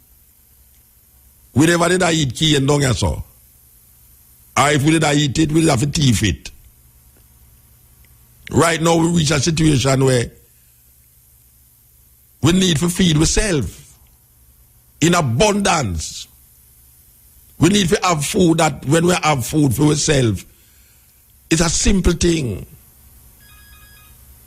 Who can fight that? Any little thing. That's why I tell you, the little man when him cut off the thing. Your brother called me and me say, don't a Portmore. Say a man put one of them, the water tank on top of him house and cut it. And right now him have plant now a shoot up on top of him house top. I think a joke business that. A serious thing that when you see a man put a tank, cut off a tank, gets all cut off tank and plant banana, plant in night and then him can't come call me and I say, boy, Muta, boy, I have a sweet bunch of plant here, so from top of my house top, concrete jungle that, him not have no land. I'm going to develop the water deal. That's funny. That is funny. Okay, look at there, so cutting edge. Cutting edge. Mota. Yes, sir. Here, good night, bossy. Yes, sir. Here, me I try to figure out you know. Yes, sir. Being a government sector, see? Mm-hmm. Every year, we have to file up something with them called declaration. Mm. So even though you just a little one house, you just one car. Yeah, you have to declare. 5, 6 years. Yeah. So me I look into it, me I spend on the current thing with current and them man. Even though a judge come and pass the judgment and say, boy, we're not going to further with this thing. Nobody no look into it if you say my question how them man get them whole per house and buy out the whole of St. Elizabeth and them sitting there. Oh, and buy out the whole of St. Elizabeth? Where else, man? So where you live? Me there in St. Elizabeth, yeah. But I'm saying you don't live, what you mean? You live on Finland? No, I don't live on Finland. I St. Catherine, my base, but me don't have because I work. No, so nobody don't have St. Elizabeth no one nothing but him? No, I not really say that similar about them. And you don't have sweep the thing. You don't have sweep it and I say own the whole of St. Elizabeth. No, I say in terms of values. Yeah. You don't have base for him alone either. So what you say, it's a landlord, land baron don't have St. Elizabeth. So which part don't have St. Elizabeth him own? Why from Santa Cruz come? No, wait, you can't say him own Santa Cruz, Rasta. No, whole of Santa Cruz. No business answer, man. Him own a whole heap of business in a Santa Cruz. Whole heap of business, man. Tell me one of the name of the business where him own. Well, one TV station, that's one of the thing. Him have a TV station down there? Yeah, man. What the TV station name? BOJ TV. Him own it? Where else, man? And no Bank of Jamaica own it? No, man, I got BOJ, we think of Bank of Jamaica. Oh, them thing there. Yeah. They say, everything just drop, everything drop, nothing to query upon all of them transaction. And bank people come and say, yeah. Bank people say, boy, 7 million draw today and 12 draw tomorrow and then open something today with over $1 million and by next week then go down some more. Everything just drops up. Let me tell you something. We not gonna know nothing we go on. We not gonna know where really go on. Cause them give you watch out, them make you see where them why you see, you know. And they make you hear where them why you hear. We not gonna know nothing. Well, I mean, it look away. Cause it look like say like the judge just try to fight the DPP and really try the thing that well, the DPP says she not agree with the handing down, you know. You remember she said, you know, she not agree with it. Initially, you know. But as a lawyer and the DPP, she have to go along with what the judge says. Because initially, them have them little thing and thing, I realize that they're not doing each other. So first chance she gets to dash out the thing, she just dash out it.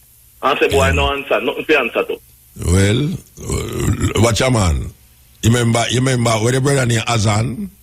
You the whole of Jamaica did in harms about Azan. He said Azan got back and get in job and everything and then quiet down and that is it. Well, what? But nothing now gonna happen, brethren. At Jamaica we there, you know. A corruption we live in here, but this is corruption from the top, just stay up on the top, it not really get arrested and charged and booked, you know. That's how it go. So you know where we are gonna do about it? Where we are gonna do about it? Where we are gonna do about it? Well, I mean, I know we have to go pray, say. Pray? America, yeah, what they want. Pray? Not really pray. You know what? Pray did I go on already? The same man, them that the corruption I pray too. Them same man I pray to the God church every. You know, you're not taking out the preacher taking out. Where politicians take on, if the preacher take your response on that. But you know, one of the lady them, I must say, mother, I say, she's a God fearing person. Well, I say one and she pray the whole time. Then. Then you know, here a daughter come inside us and say, must get where him now found guilty because she pray to God. I know what she name to come in out. Some guys are, I don't remember what she name. She say, when Keshima asked her, she said, no man, we have trust in a God, man. Him have found not guilty. Him have trust in a God. And see, they know, see our next person, they know, trust in a God and get way, and the next one trust in a God and not get way. That me I work with, that me I say, you remember Portia did have a preacher who walk around the place that she must win the election and she lose. You remember? Blow your hand. Yeah. Cardman that. No, cardman, she don't think she's a cardman. Can you tell her she must do it on certain numbers, she must agree with certain numbers, and she walk around with him everywhere she go, because him say she nah lose. Well, I tell you, come like in a certain little sector in Jamaica, you can't do nothing wrong. Yeah. You can't do nothing right neither because none of them not do nothing right. I try to live good, boy. I tell you, I have it all different ways. No, but when I try to say, them can't do nothing right, it's not can't do nothing wrong. It's pure wrong them I do.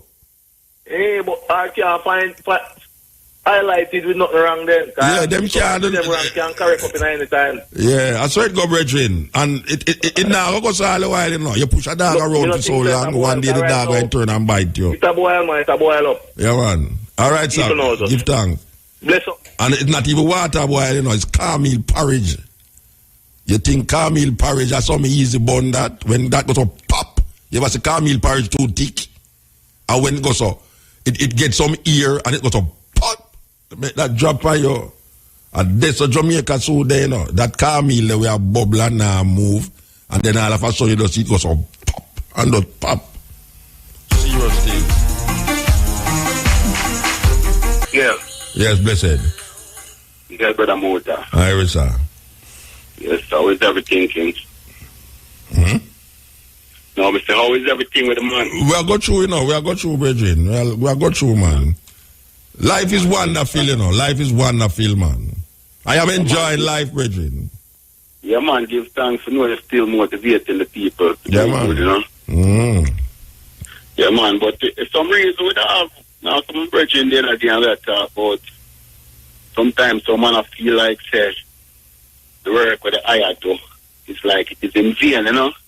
Yeah. Man, I say, Marcus Garvey come and talk and Malcolm come, them killing Martin come. Yeah, but Malcolm, but them work no in vain. Them man, they work no in vain. Me not think that Malcolm X work in vain. and no changes. But what really made me make that call? I was first week when I left, the little Ayata from Hanover.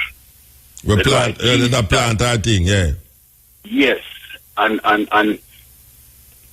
when you hear the little daughter say, when our mommy say, I hear her name first. She called. And she was one of the brightest girls in the school, and she had to move from 19 how long. Yeah. Well, that me I say now, things not in vain. You know, in vain, them me see it. So me I just imagine, I say, imagine you depend on the radio for 4 hours into the week, 8 hours. Yeah. Andrea depend it for 4 hours. Yeah. Elise depend it for another 4. Just imagine if the other media houses have something similar to what Area FM do. Yeah. The changes where them could have made on Jamaica. Mm-hmm. You know? Because right now, the first time you eat brown sour, you know, whole wheat dumpling, your place, me buy it when you have the shop of a dumpling. You up your white flour using them? We never know them thing. You know, that me actually say, we can't say the thing now work. Because it now work on the mass way. It'll work. If you see where I go on, you will say it'll work. You remember, you ever hear that story about the turtles and the rabbit? No. You never hear that story? All right. There's a race that go on between like a turtle. Oh, they judge. The turtle and the rabbit, right? And okay. The rabbit a joke. The rabbit a said, then that go to the turtle move slow. So the rabbit just goes so boom and move little and just lay down and sleep. And the turtle just go on and move slow. And the rabbit get up, wake up. And the turtle just go past the winning line and just win. So when the rabbit wake up and realize him sleep too long. Well, that's what I talk about. Say, the race is not very sweet. Yeah. Come in your shop and it's down for one of them tree chunks that we are cutting in half. Yeah, man. Remember the chunk them, man, when they put them there for that purpose, yeah. 1994. I remember, like, first time I eat brown rice was in a year store, you know. All right. And well, I don't know if you remember one time a man come and ask you if you book me highly to assist the chapel that time I thought you it was a record. It's a record name, so I tell me say, no, it's a song. Yeah. And soon as I come in a foreign, I go to a concert, I know some see the whole of the jazz collection with the Bob Marley thing them. I'm see the CD with the Irish Lassie, the chapter. I'm buy the whole of them too, you know, the cheese. That good, man. Like, yeah, man. Well, me don't feel so when me I do is in vain, you know. Even though when we look on how the thing I go, we realize, but why black people are tough, you know, but you watch a man, you have a whole heap of ones out there. It make a difference to them. But the thing is, your hours and Andrea Williams and Elise Kelly hours outnumbered. So yeah, well, Elise every day for 4 days. So, you know, you have 16 hours. But I got the 4 hours, but you have one and million other media houses where influence to keep them. Yeah, where the people listen to. Yeah, you see, if them did get the influence now from like a Muta, more. Yeah. So I say, we should go look at that job for the next radio station and just work for the two radio stations. No, the people, them, they media houses, them, say, see the goodness so it can work. And to say, yeah, we need to do something now to make Jamaica better, because people listen to radio in a country. Yeah, people man, listen definitely. to TV. Yes. And if you are sure the people them foolishness, the people them are going to act foolish. Yeah, and not only one, I mean, step in, Razor, this night. Brothers and sisters, this is Chad. Join us with respect for our national anthem. Let us stand and defend this one. Peace and love. Thank you. Eternal Father, bless our land, who guide us with thy mighty hand. Keep us free from evil powers. Do our life through countless hours. To our leaders, great defenders, grant true wisdom from above. Just justice. Justice. Truth. Truth. Be ours forever. Jamaica, land we love. Jamaica. Jamaica. Jamaica, land we love.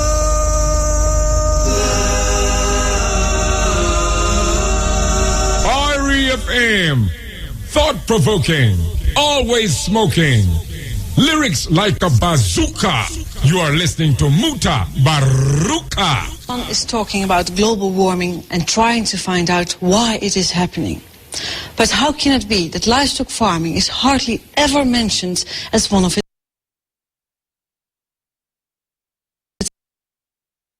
of all cereals are not eaten by humans, but by livestock. And for soy, that's about 75%. If you consider that it takes about 7 kilograms of grain, that's corn and soybeans, to just make 1 kilogram of beef, we're talking about hundreds and hundreds of hectares of soy being planted in former rainforest to provide meat. That's not a very efficient way of producing protein food.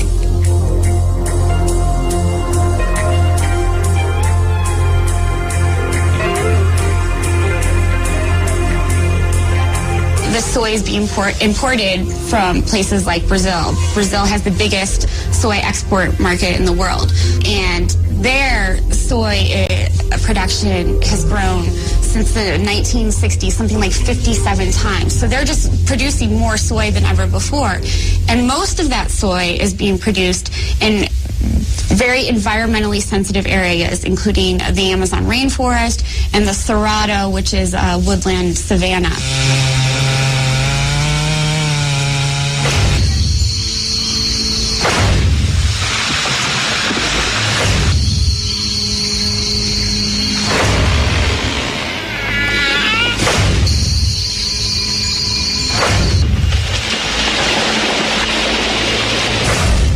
What can I say? It's a disaster. The main drawback is losing biodiversity, but indirectly it's also influencing up the climate change that's already occurring. Carbon sinks are places in the world like the rainforest or the Cerrado or some agricultural lands that soak up and sequester carbon. And when those are lost, we're losing a very important tool in the fight against global warming.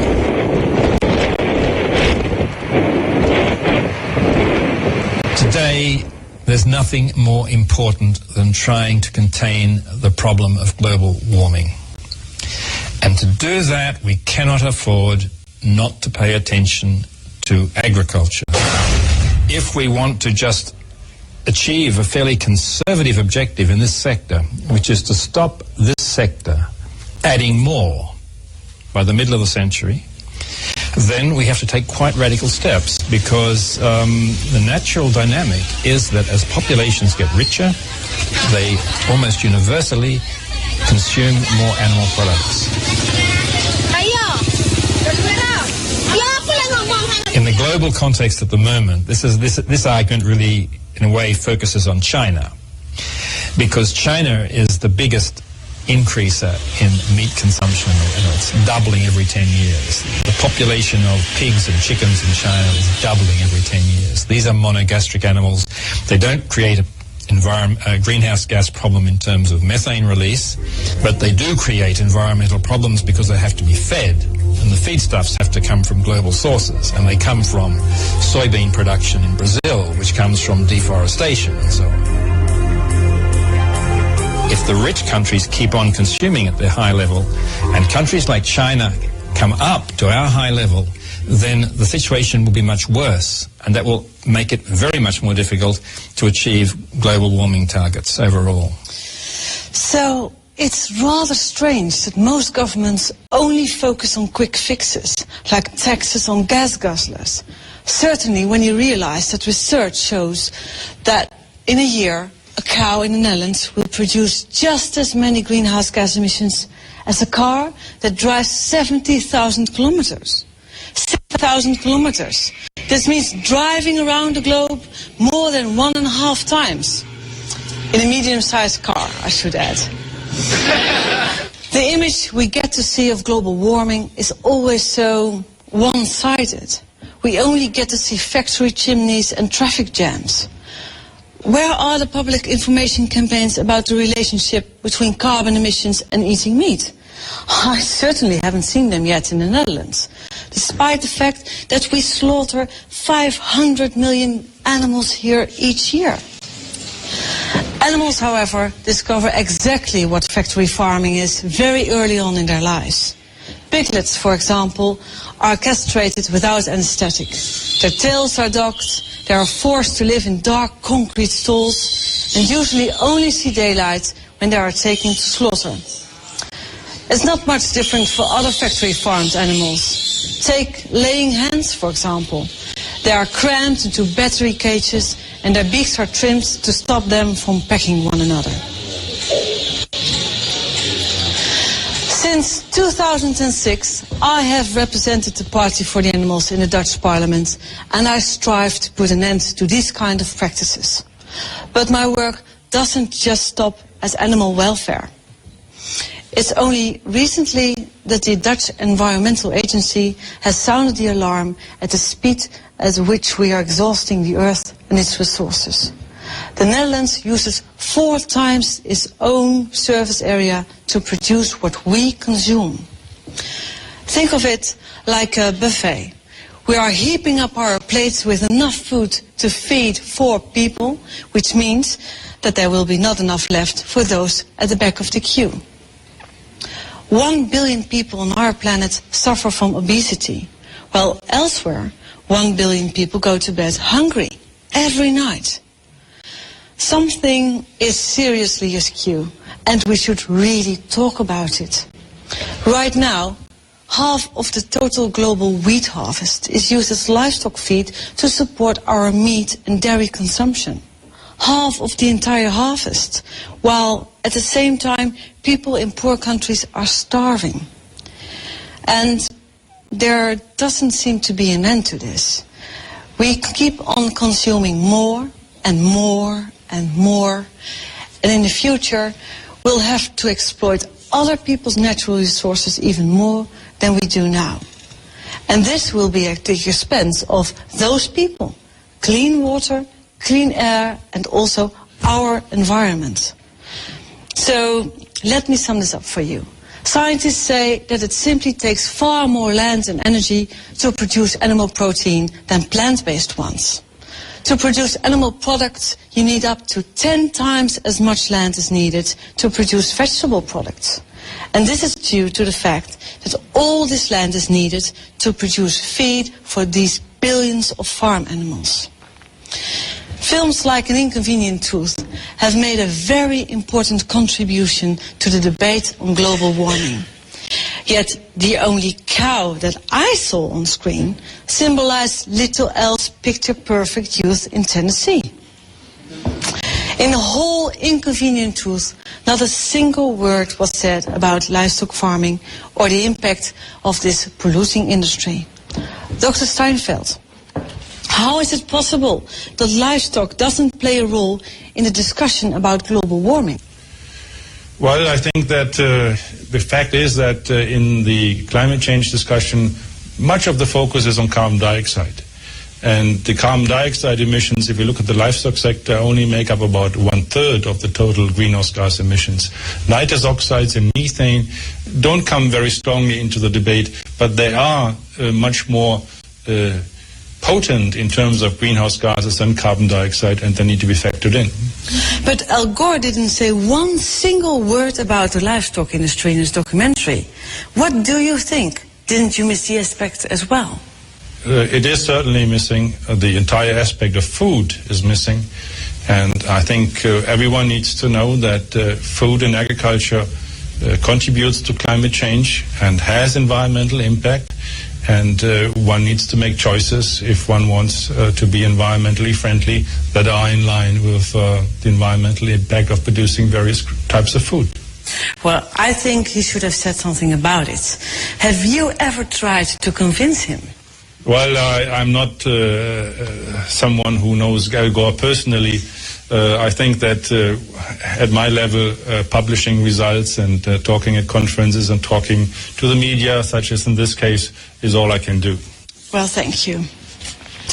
He doesn't know it either. So I went to the United States to find an answer to this question. Unfortunately, Al Gore was busy, but I did manage to speak to some other people who had quite a bit to say on the subject.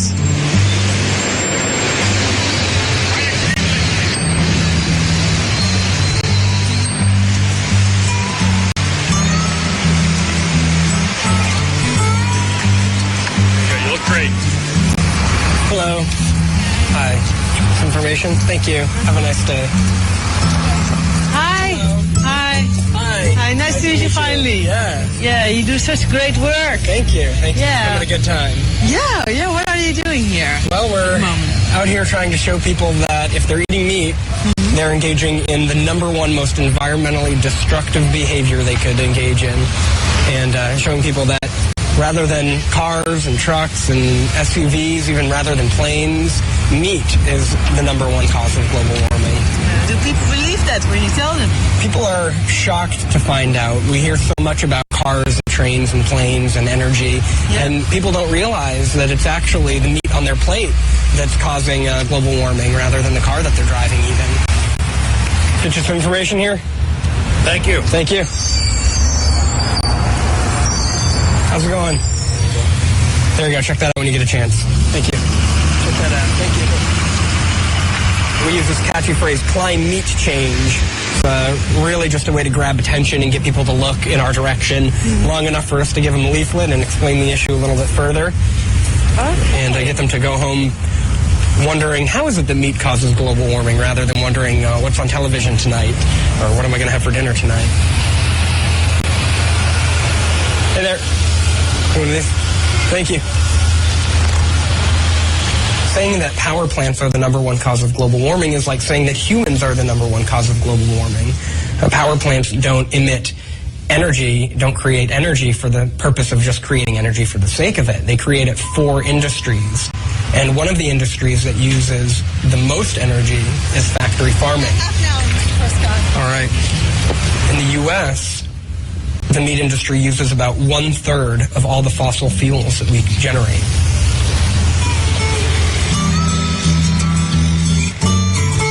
Headquarters of People for the Ethical Treatment of Animals. In short, PETA.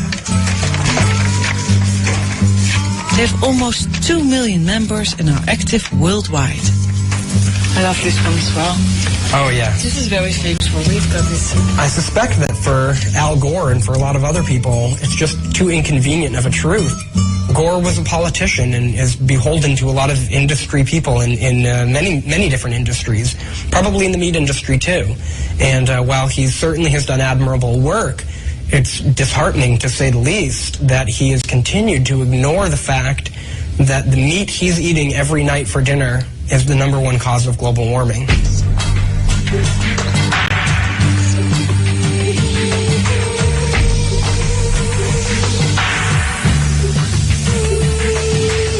I'm Alicia Silverstone, and I'm a vegetarian. There's nothing in the world that's changed me as much as this. I feel so much better and have so much more energy. It's so amazing. There's a prominent environmental group in the U.S. called Environmental Defense, and they recently wrote on their website that if every American replaced chicken with vegetarian foods in just one meal per week, it'd be the equivalent in carbon dioxide of taking about 500,000 cars off of U.S. roads.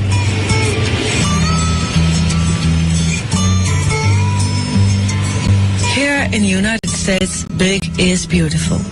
This applies to the cars and definitely to the steaks. The average American eats 124 kilos of meat a year, 44 more kilos than the average Dutchman.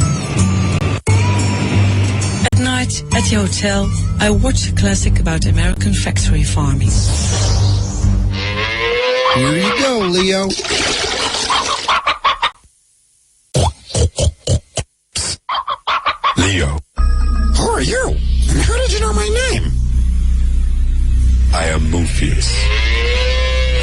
lot about you. Have you heard of the Matrix? The Matrix? Do you want to know what it is? Okay. The Matrix is all around you here. It is the story we tell ourselves about where meat and animal products come from. This family farm is a fantasy. Take the blue pill and stay here in the fantasy. Take the red pill and I'll show you the truth.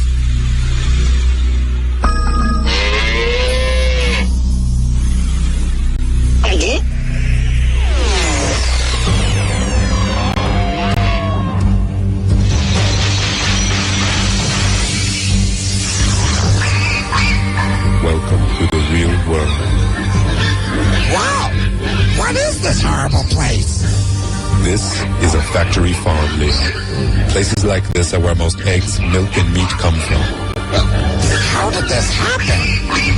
I'll show you. In the mid-20th century, greedy agriculture corporations began modifying sustainable family farming to maximize their profits at great cost to both humans and animals. Factory farming was born. Animals are packed as closely together as possible. Most never see sunlight, touch ground, or get fresh air. Many can't even turn around. These cruel conditions cause fights and disease amongst the animals. To fix this, the corporate machine began systematic mutilations, practices such as debeaking chickens. And they started adding a constant dosage of antibiotics to their feed just to keep these poor wretches alive. This overuse of antibiotics breeds super strains of resistant disease-causing germs. Every day we get closer to an epidemic that cannot be stopped.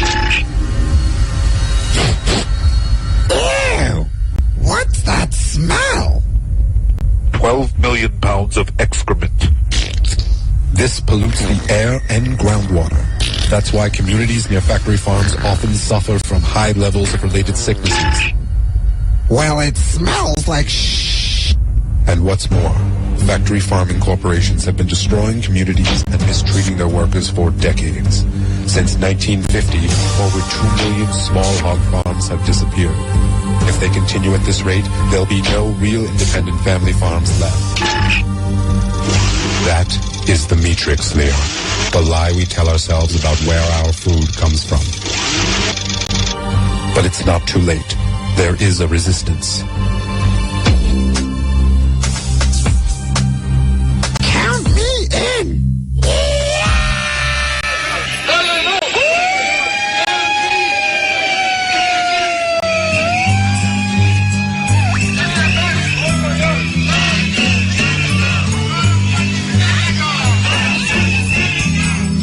Washington, city of politicians, policymakers, lobbyists, and activists. Think of the seals when you buy your meal! Boycott Canada! Today, a demonstration against the seal hunt is held at the Canadian Embassy.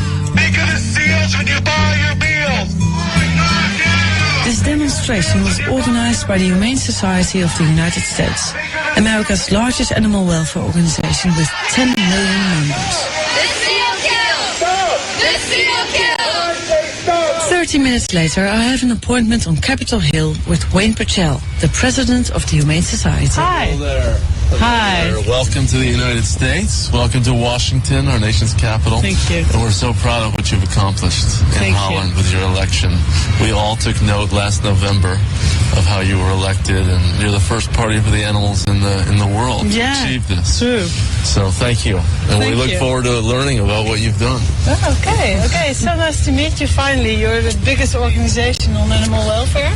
Yes, we are. We have 10 million supporters here in the United States in terms of paying supporters. Yeah. And then, of course, we have millions more who believe in what we're doing, and we're here to organize that sentiment to achieve political reforms for animals, among doing other things. We try to pressure corporations to do the right thing, and we educate the public, and we do hands-on care of animals as well. But the political work here in Congress is very important. Hi. You guys quit. 1, 2. Factory farming is the biggest abuse of all. because in the United States alone, there are 10 billion animals raised for food. It's an extraordinary number, and the average American eats 80 or 85 animals per year. And we want to see that number reduced, and we want to see the animals out of these terrible confinement systems. Why do you think Al Gore didn't mention factory farming? You know, I think that he probably thought that he was giving a lot of information already to people with an inconvenient truth, and maybe he thought people would shut down if it affected them too personally. Because it gets very personal when you're talking about eating animals and you're talking about something that is part of the American diet. He thought, oh, this is going too far. But the public is slowly waking up. I do not believe that we can have a good situation for animals or the environment if we continue to eat as much meat as we are eating. But even if you reduce your total consumption by half, and instead of eating 80 animals, eat 40, you cut in half the greenhouse gas emissions. So we do think that our fork is a powerful tool. So they're clear about this in the United States. The power lies with the consumer. As consumers, we can make a difference by changing our diets. Matt Prescott says that meat is the #1 cause of global warming, and he gives a good example of this. If every American ate no chicken for just 1 day a week, then this would reduce just as much pollution as taking 500,000 cars off the road.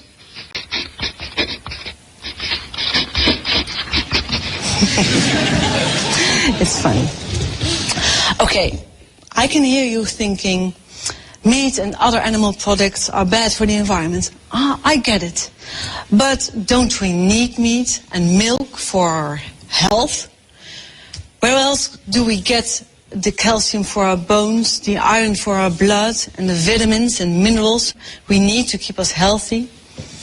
Advertisers and food producers have done so much to indoctrinate us that you nearly end up believing it.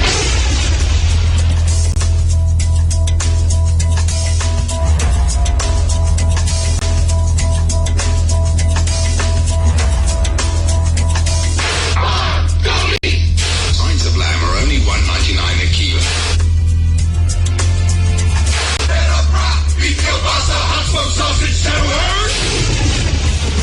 The message is clear.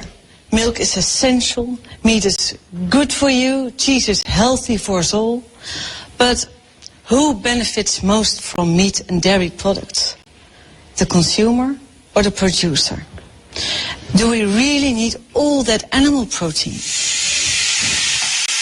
Generally speaking, there's not a real problem for health if we have much lower meat consumption, and there are potential benefits. I mean, after all, colon cancer is one of the commonest cancers in high-income countries, and the risk of colon cancer is higher with high meat consumption. So there'll be a real benefit in terms of lowered colon cancer risk, for example. Going from our level of consumption to something that's just a bit below half of that would not involve any significant health harms and would almost certainly bring health benefits. De deksel is eruit, kan eruit. En hier hebben we dus een gedeelte van de grassilage die het dier zojuist gegeten heeft. When I saw this, for me, that was the very limit. Animal diseases, animal suffering, animals that were no longer treated as living beings. I had seen it all. And I thought, no, not in my name. I want no part in this anymore. En zo kan het dekseltje er weer op. In the factory farming industry, animals are adapted to the food that we choose to give them and to the massive stalls in which they are forced to live. They are mutilated, they are given antibiotics to stop them getting sick. Pigs are now sometimes even given anti-stress pills to help them cope with their unnatural living conditions. Yet the fact that it turns out that livestock makes an enormous contribution to greenhouse gas emissions by belching, farting and defecating doesn't necessarily mean that we'll start keeping fewer cows, pigs and chickens. No, the industry will simply dream up something new. Would you believe it? They now even make fist-sized pills to stop cows from farting so much. But you know, consumer resistance against factory farming is steadily growing due to the increasing awareness of animal suffering that it entails. And sometimes you come across people from an entire different background who surprise you. It was in America that I met a man who is known as the Mad Cowboy. He was a factory farmer who got out of the livestock industry and went vegetarian around the time of the mad cow disease crisis in Europe.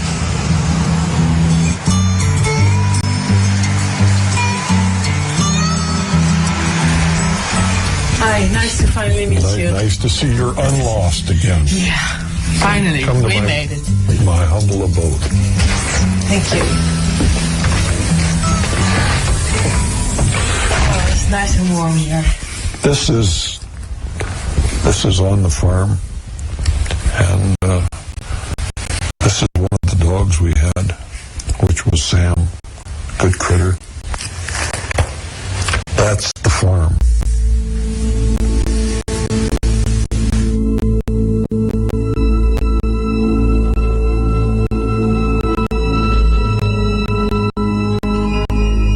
I'm a fourth-generation farmer, rancher, feedlot operator from Montana.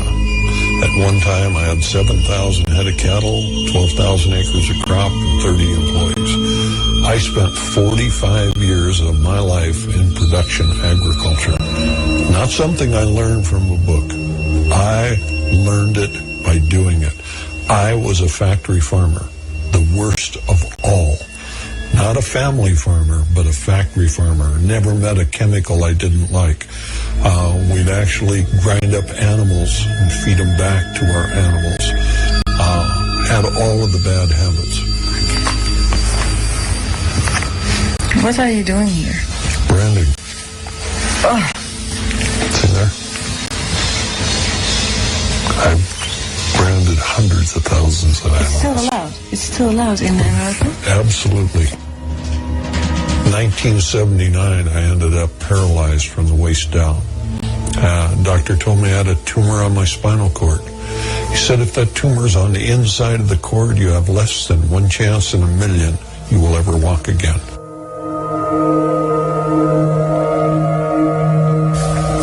Made me stop and think for the first time in my life that I was part of the problem, not part of the solution.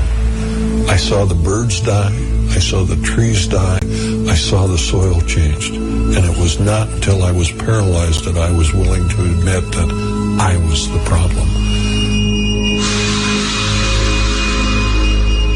I ended up with a 1 in a million operation. I've walked out of the hospital with a 1 in a million operation, but I walked out a much different individual than I walked in.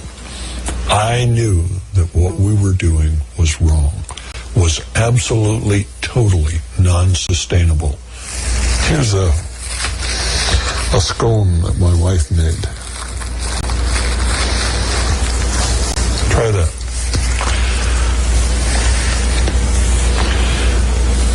Vegan. Everything in the house is vegan. Yeah. There's no animal products in anything that we have here. Oh, and it tastes good.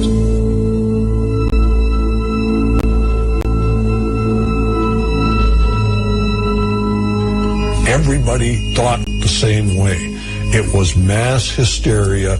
Everybody was doing it. It must be okay.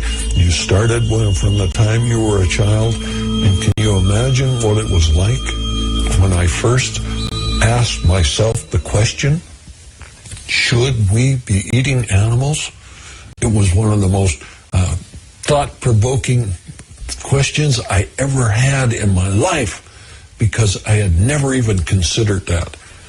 Yeah. And when you stop and think about it, it is so straightforward and open.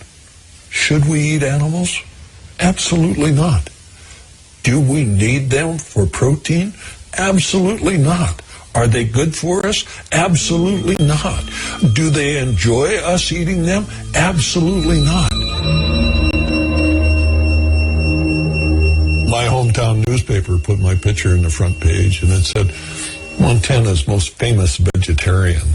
I picked up the phone and I called him up and I said, why don't you tell it the way it is? Montana's only vegetarian. And they said, no, we have one of you kind of guys here at the paper, so we know there are two.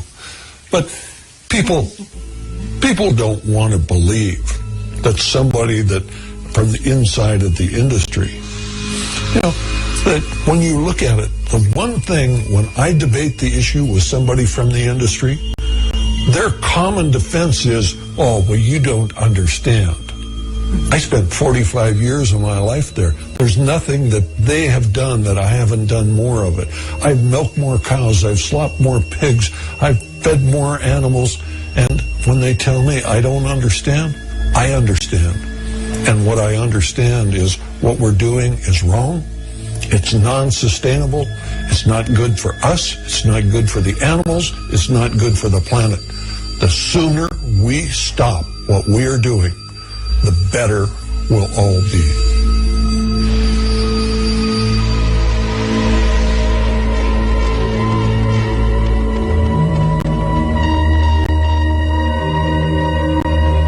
Did you also notice that there are more women vegan or vegetarian than men? Oh, yeah. You know why? Tell me why. They're smarter. Yeah. Do you know why women live longer than men? Tell me. Because men have to live with women. You know, what I did is I went out on the road and I started talking to people. I traveled about 100,000 miles a year. It was not unusual for me to do 3 or 4 lectures a day. Some of the groups were large, some of them were small. The largest group I ever talked to was 40,000. The smallest was 2. We should never count the crowd. You never know how many people that are there are going to get the information. My job was not to save the world. My job was to do everything that I could do so people would make better choices. And I've done that now for over 20 years. And I think that when I had the opportunity, I was able to change the way a lot of people thought. Was it going to be enough? I don't know. But I did what I could. Do you think there are more vegetarians now? Oh, sure. You know, my hometown actually had a vegan restaurant. Isn't that amazing? The man that gets the Nobel Prize for the film on global warming neglects the #1 cause of global greenhouse gases.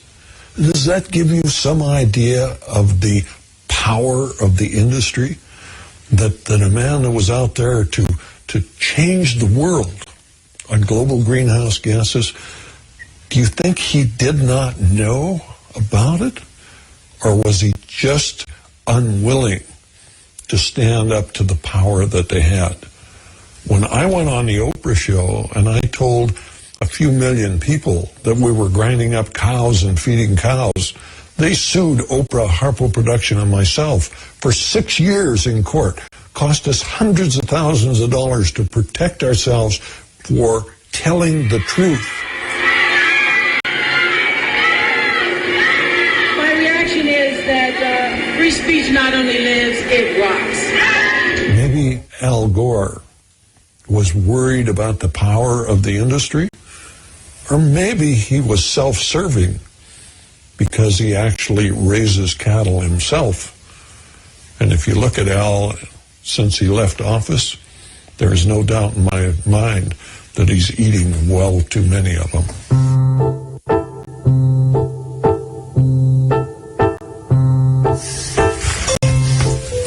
If there's something you would like that you don't see, I'll get it for you. No salt or pepper. No, this is fine.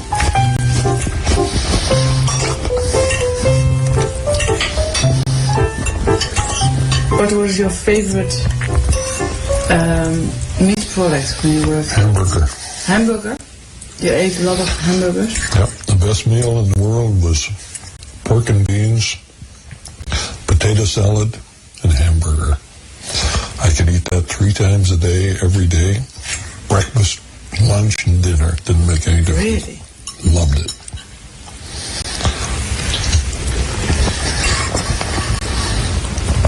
Turned out okay.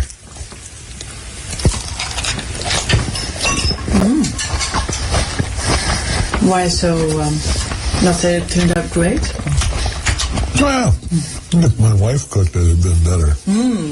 But it just goes to show that if an old cattle farmer can do this, anybody can do it. REFM, thought-provoking, always smoking, lyrics like a bazooka.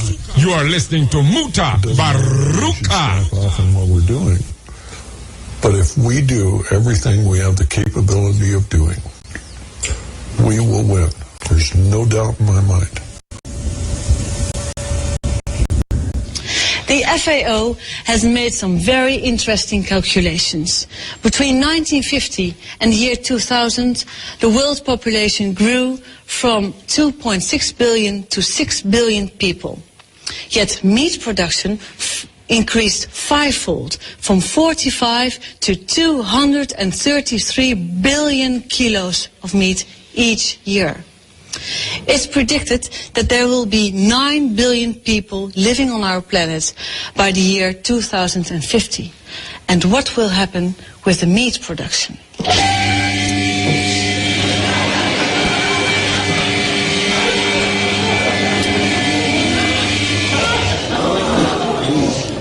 The meat production will double to 450 billion kilos of meat by the year 2050. And of course, the greenhouse gas emissions will double too. And I'm talking about kilos of meat every time, but of course we are talking about living and breathing animals. In a lifetime, the average European will eat 7 sheep, 24 rabbits, 43 turkeys, 789 fish, a third of a horse, 5 cows, 42 pigs, and 900 chickens. So the average European devours 1,800 animals in a lifetime. If every person on our planet were to do the same, we would need 142 billion animals every year. In truth, the agricultural sector worldwide has gone off the rails. The cycle has become completely disrupted because we have started to produce meat as cheaply and intensively as possible. Forests in South America are disappearing because Europe demands huge amounts of animal feed. The gigantic factory farming industry in the United States, the huge level of meat consumption in the Western world, all at the expense of the climate, biodiversity, drinking water, and food for the very poorest people on Earth. If we don't change our eating habits, we will be consuming 450 billion kilos of meat by 2050. What does that mean for our planet? Dr. Steinfeld, what does it mean for our planet? What's your scenario? Well, there is a pessimistic scenario, and that is that nothing is done about it, and we continue to produce animals in the way we do right now. And in that case, the environmental impact is going to deteriorate beyond measure. And there is a need to urgently address this issue and to deal with waste, to deal with greenhouse gas emissions, to deal with biodiversity losses. And measures are available, technology options are available. What is lacking is the political willingness to act on these and to steer the livestock sector into a more sustainable way. But suppose we eat no meat for, let's say, 1 day a week. Will it have any positive impact on the environment? What do you think? Well, the impact of livestock production is probably disproportionately high compared to other sectors. So reducing consumption is likely to have a positive impact on the environment. What do you expect? Are we going to eat less meat in the future?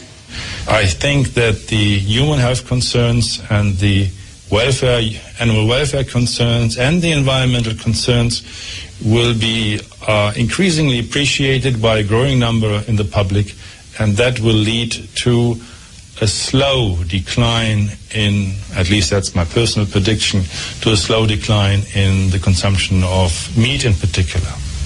Okay, thank you. Dr. Steinfeld is not very optimistic, but he also points to a lack of real political will to change things. Yet, is this enough to lead us to despair? Well, I don't think so. There are some rays of hope, tiny rays of hope. I think that it's just because people simply don't know. I'm sure that if they knew, they'd want to change their eating habits. But even politicians, who you would expect to know more, haven't got the faintest clue. This became crystal clear during a recent debate on deforestation in the Dutch parliament. De ontbossing, meneer Blom, zoals u weet, wordt voor een heel groot deel ook veroorzaakt door onze intensieve veehouderij. Ja, ik vind het altijd verbazingwekkend hoe de Partij van de Dieren in staat is om een onderwerp per interruptie te introduceren wat absoluut niet gaat over de tekst die ik hiervoor uitsprak. U moet mij niet kwalijk nemen dat ik geen idee heb wat de relatie is tussen intensieve veehouderij en de relatie tot ontbossing. Ik weet niet waar. Het spijt me, maar dan moet ik helaas het antwoord schuldig blijven. Nee, dat zie ik me waarschijnlijk niet, maar ik weet het gewoon niet. But in fact, it's all so simple. Less meat, fewer animals, reduced greenhouse gas emissions, reduced water use and less deforestation. Johan Rank has directed music videos for Madonna, Beyoncé and Robbie Williams. And when he heard about the environmental problems caused by livestock farming, he thought, shit man, and made a very simple yet very effective short film that I don't want to keep from you.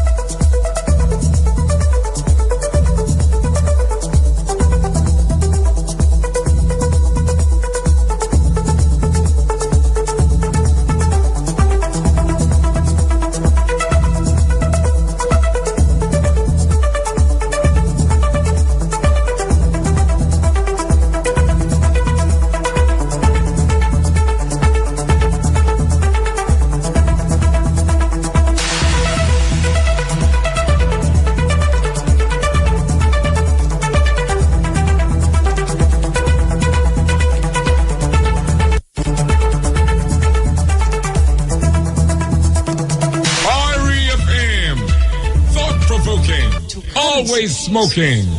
Lyrics Together like with the Free University Amsterdam, the Nicholas G. Pearson Foundation set out to discover what kind of carbon savings could be made in the US if they all went without meat for 1 or more days. And this is the result. If all Americans ate vegetarian for 7 days, they would save around 700 megatons of greenhouse gas emissions. That would be just the same as taking all the cars in America off the roads. Every single car. If everyone in America didn't eat meat for 6 days a week, this would make the same carbon savings as eliminating the total electricity use of all households in the States. This would result in carbon savings equivalent to planting 13 billion trees in your garden and letting them grow for 10 years. That's 43 trees for every American. This would result in carbon savings equivalent to halving the domestic use of all electricity, gas, oil, petroleum and kerosene in the United States. If all Americans cut out meat for 3 days, they would save almost 300 megatons of greenhouse gas emissions. This would have a greater impact on reducing global warming than if all cars in the US were replaced with Toyota Priuses. this would have the same positive effect on reducing greenhouse gases as replacing all household appliances like fridges, freezers, microwave ovens, dishwashers, washing machines, tumble dryers, and so on and so forth. And I mean replacing all appliances with energy efficient ones. Wouldn't that be great? What do you think? Would cutting out meat for just one day really have any effect? Well, I was flabbergasted with the result. If all Americans didn't eat meat for just one day a week, this would save 90 million plane tickets from New York to LA or from LA to New York. 90 million tickets each year just by eating no meat for just one day a week. You see,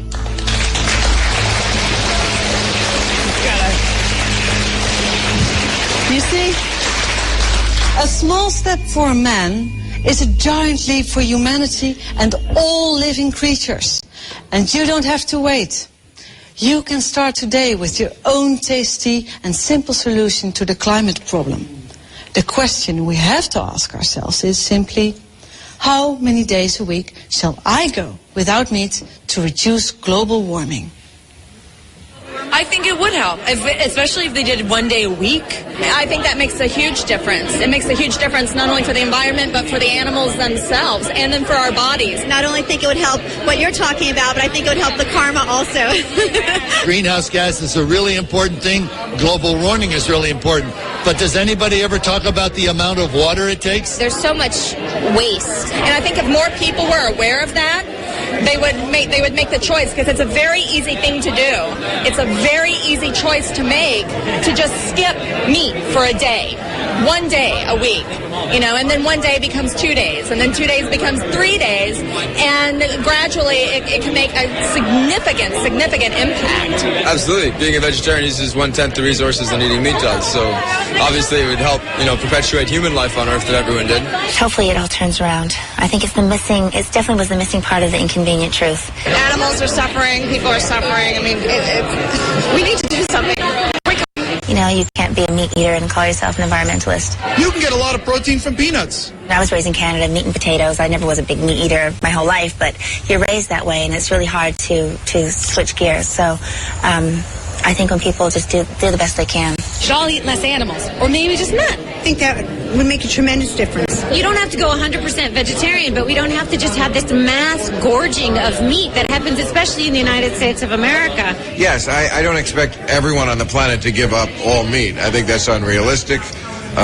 But I do think we could get people to understand that meat shouldn't be something they have for their own health on as regular a basis as they do have it. People don't think twice when they eat meat. People don't think twice the way their meat is manufactured. People don't think twice about those factory farming practices because it's not as close to them. But yet, if you're driving in a car, an SUV that may be much bigger and is not a hybrid, possibly like your car, is something that you can pick on. It's an easy thing to pick on, but we need to start picking on ourselves, and we need to start picking carefully what we eat, how we eat, when we eat it, where we get it from. We need to do the research and do the work to find those things out and make ourselves smarter. So if we're going to talk about SUVs and car emissions, we can also be smart enough to find out where most of those emissions are actually coming from. Right.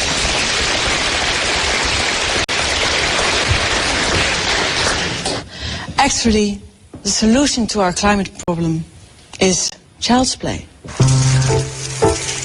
The production of 1 kilogram of beef is just as bad for the environment as driving around in the car for 3 hours while you left all your lights on at home. If all people in the world started eating as much meat as we do, then we'd need nearly 3 planets to be able to feed them all. And that's not possible.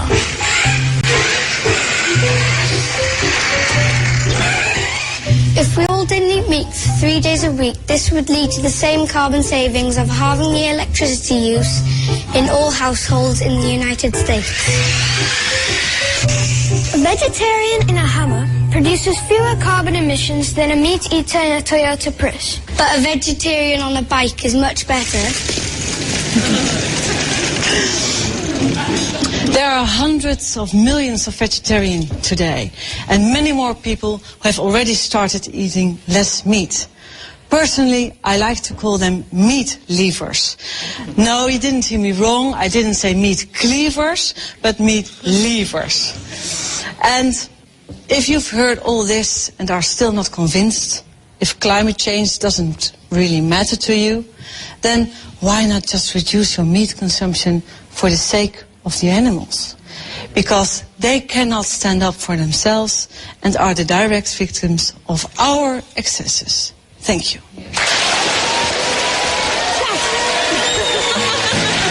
R.E.F.M.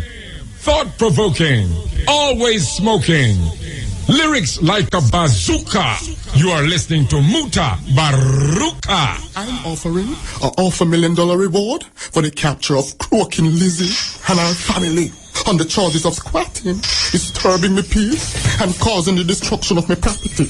Last no whereabouts. Some people do ridiculous things when they can't find what they're looking for. Find exterminators, financial advisors, all you're looking for and more in the Yellow Pages directory. This is the Cutting Edge on RFM. Hope you was listening keenly to this thing. You know, I listen to it and I think for the Jamaica Society for the Prevention of Cruelty to Animals, and I say it's a kind of hypocritical organization when it comes on to life and the preservation of life when it comes on to animals. And then we think about the environmentalists them who are trying to save Goat Island, and I talk about the environment that will get polluted when the Chinese come, yet still them same one a consume cow, where we just talk about the methane gas. The more meat you eat is the more methane gas exposed in the atmosphere and cause global all sort of precipitation and go on. And these environmentalists don't recognize that. So maybe we should have I don't know which environmentalists are listening that them can go tell the environmentalists. So you hear that tape the Mutabaruka play upon the radio. A very important thing. It's not the force to play it. And it's important. How can you be an environmentalist and not eat meat? It's a terrible thing. So you listen to them and you hear the woman say, according to statistics, each American eat 80 cow per year. Boy, you talk about cemetery belly this way, you know. I mean, cemetery belly up front, 80 cow per year. I mean, think what it take for raise a cow. One cow. I mean, the amount of water, the amount of land space. I mean, and then when you don't grow, when you grow him up, you kill him for eat him. All them land space where you put the cow in, all them water, all them things where you plant for get the grass, to make the cow eat the grass, just to kill him when him get big. That is what you call reactionary to the highest level. So, we are talking about save life, save the planet, save the life, save animals, save the creatures, them. Too much death and destruction. Man is always finding another way to kill the creatures of nature. It's a serious thing. Serious thing.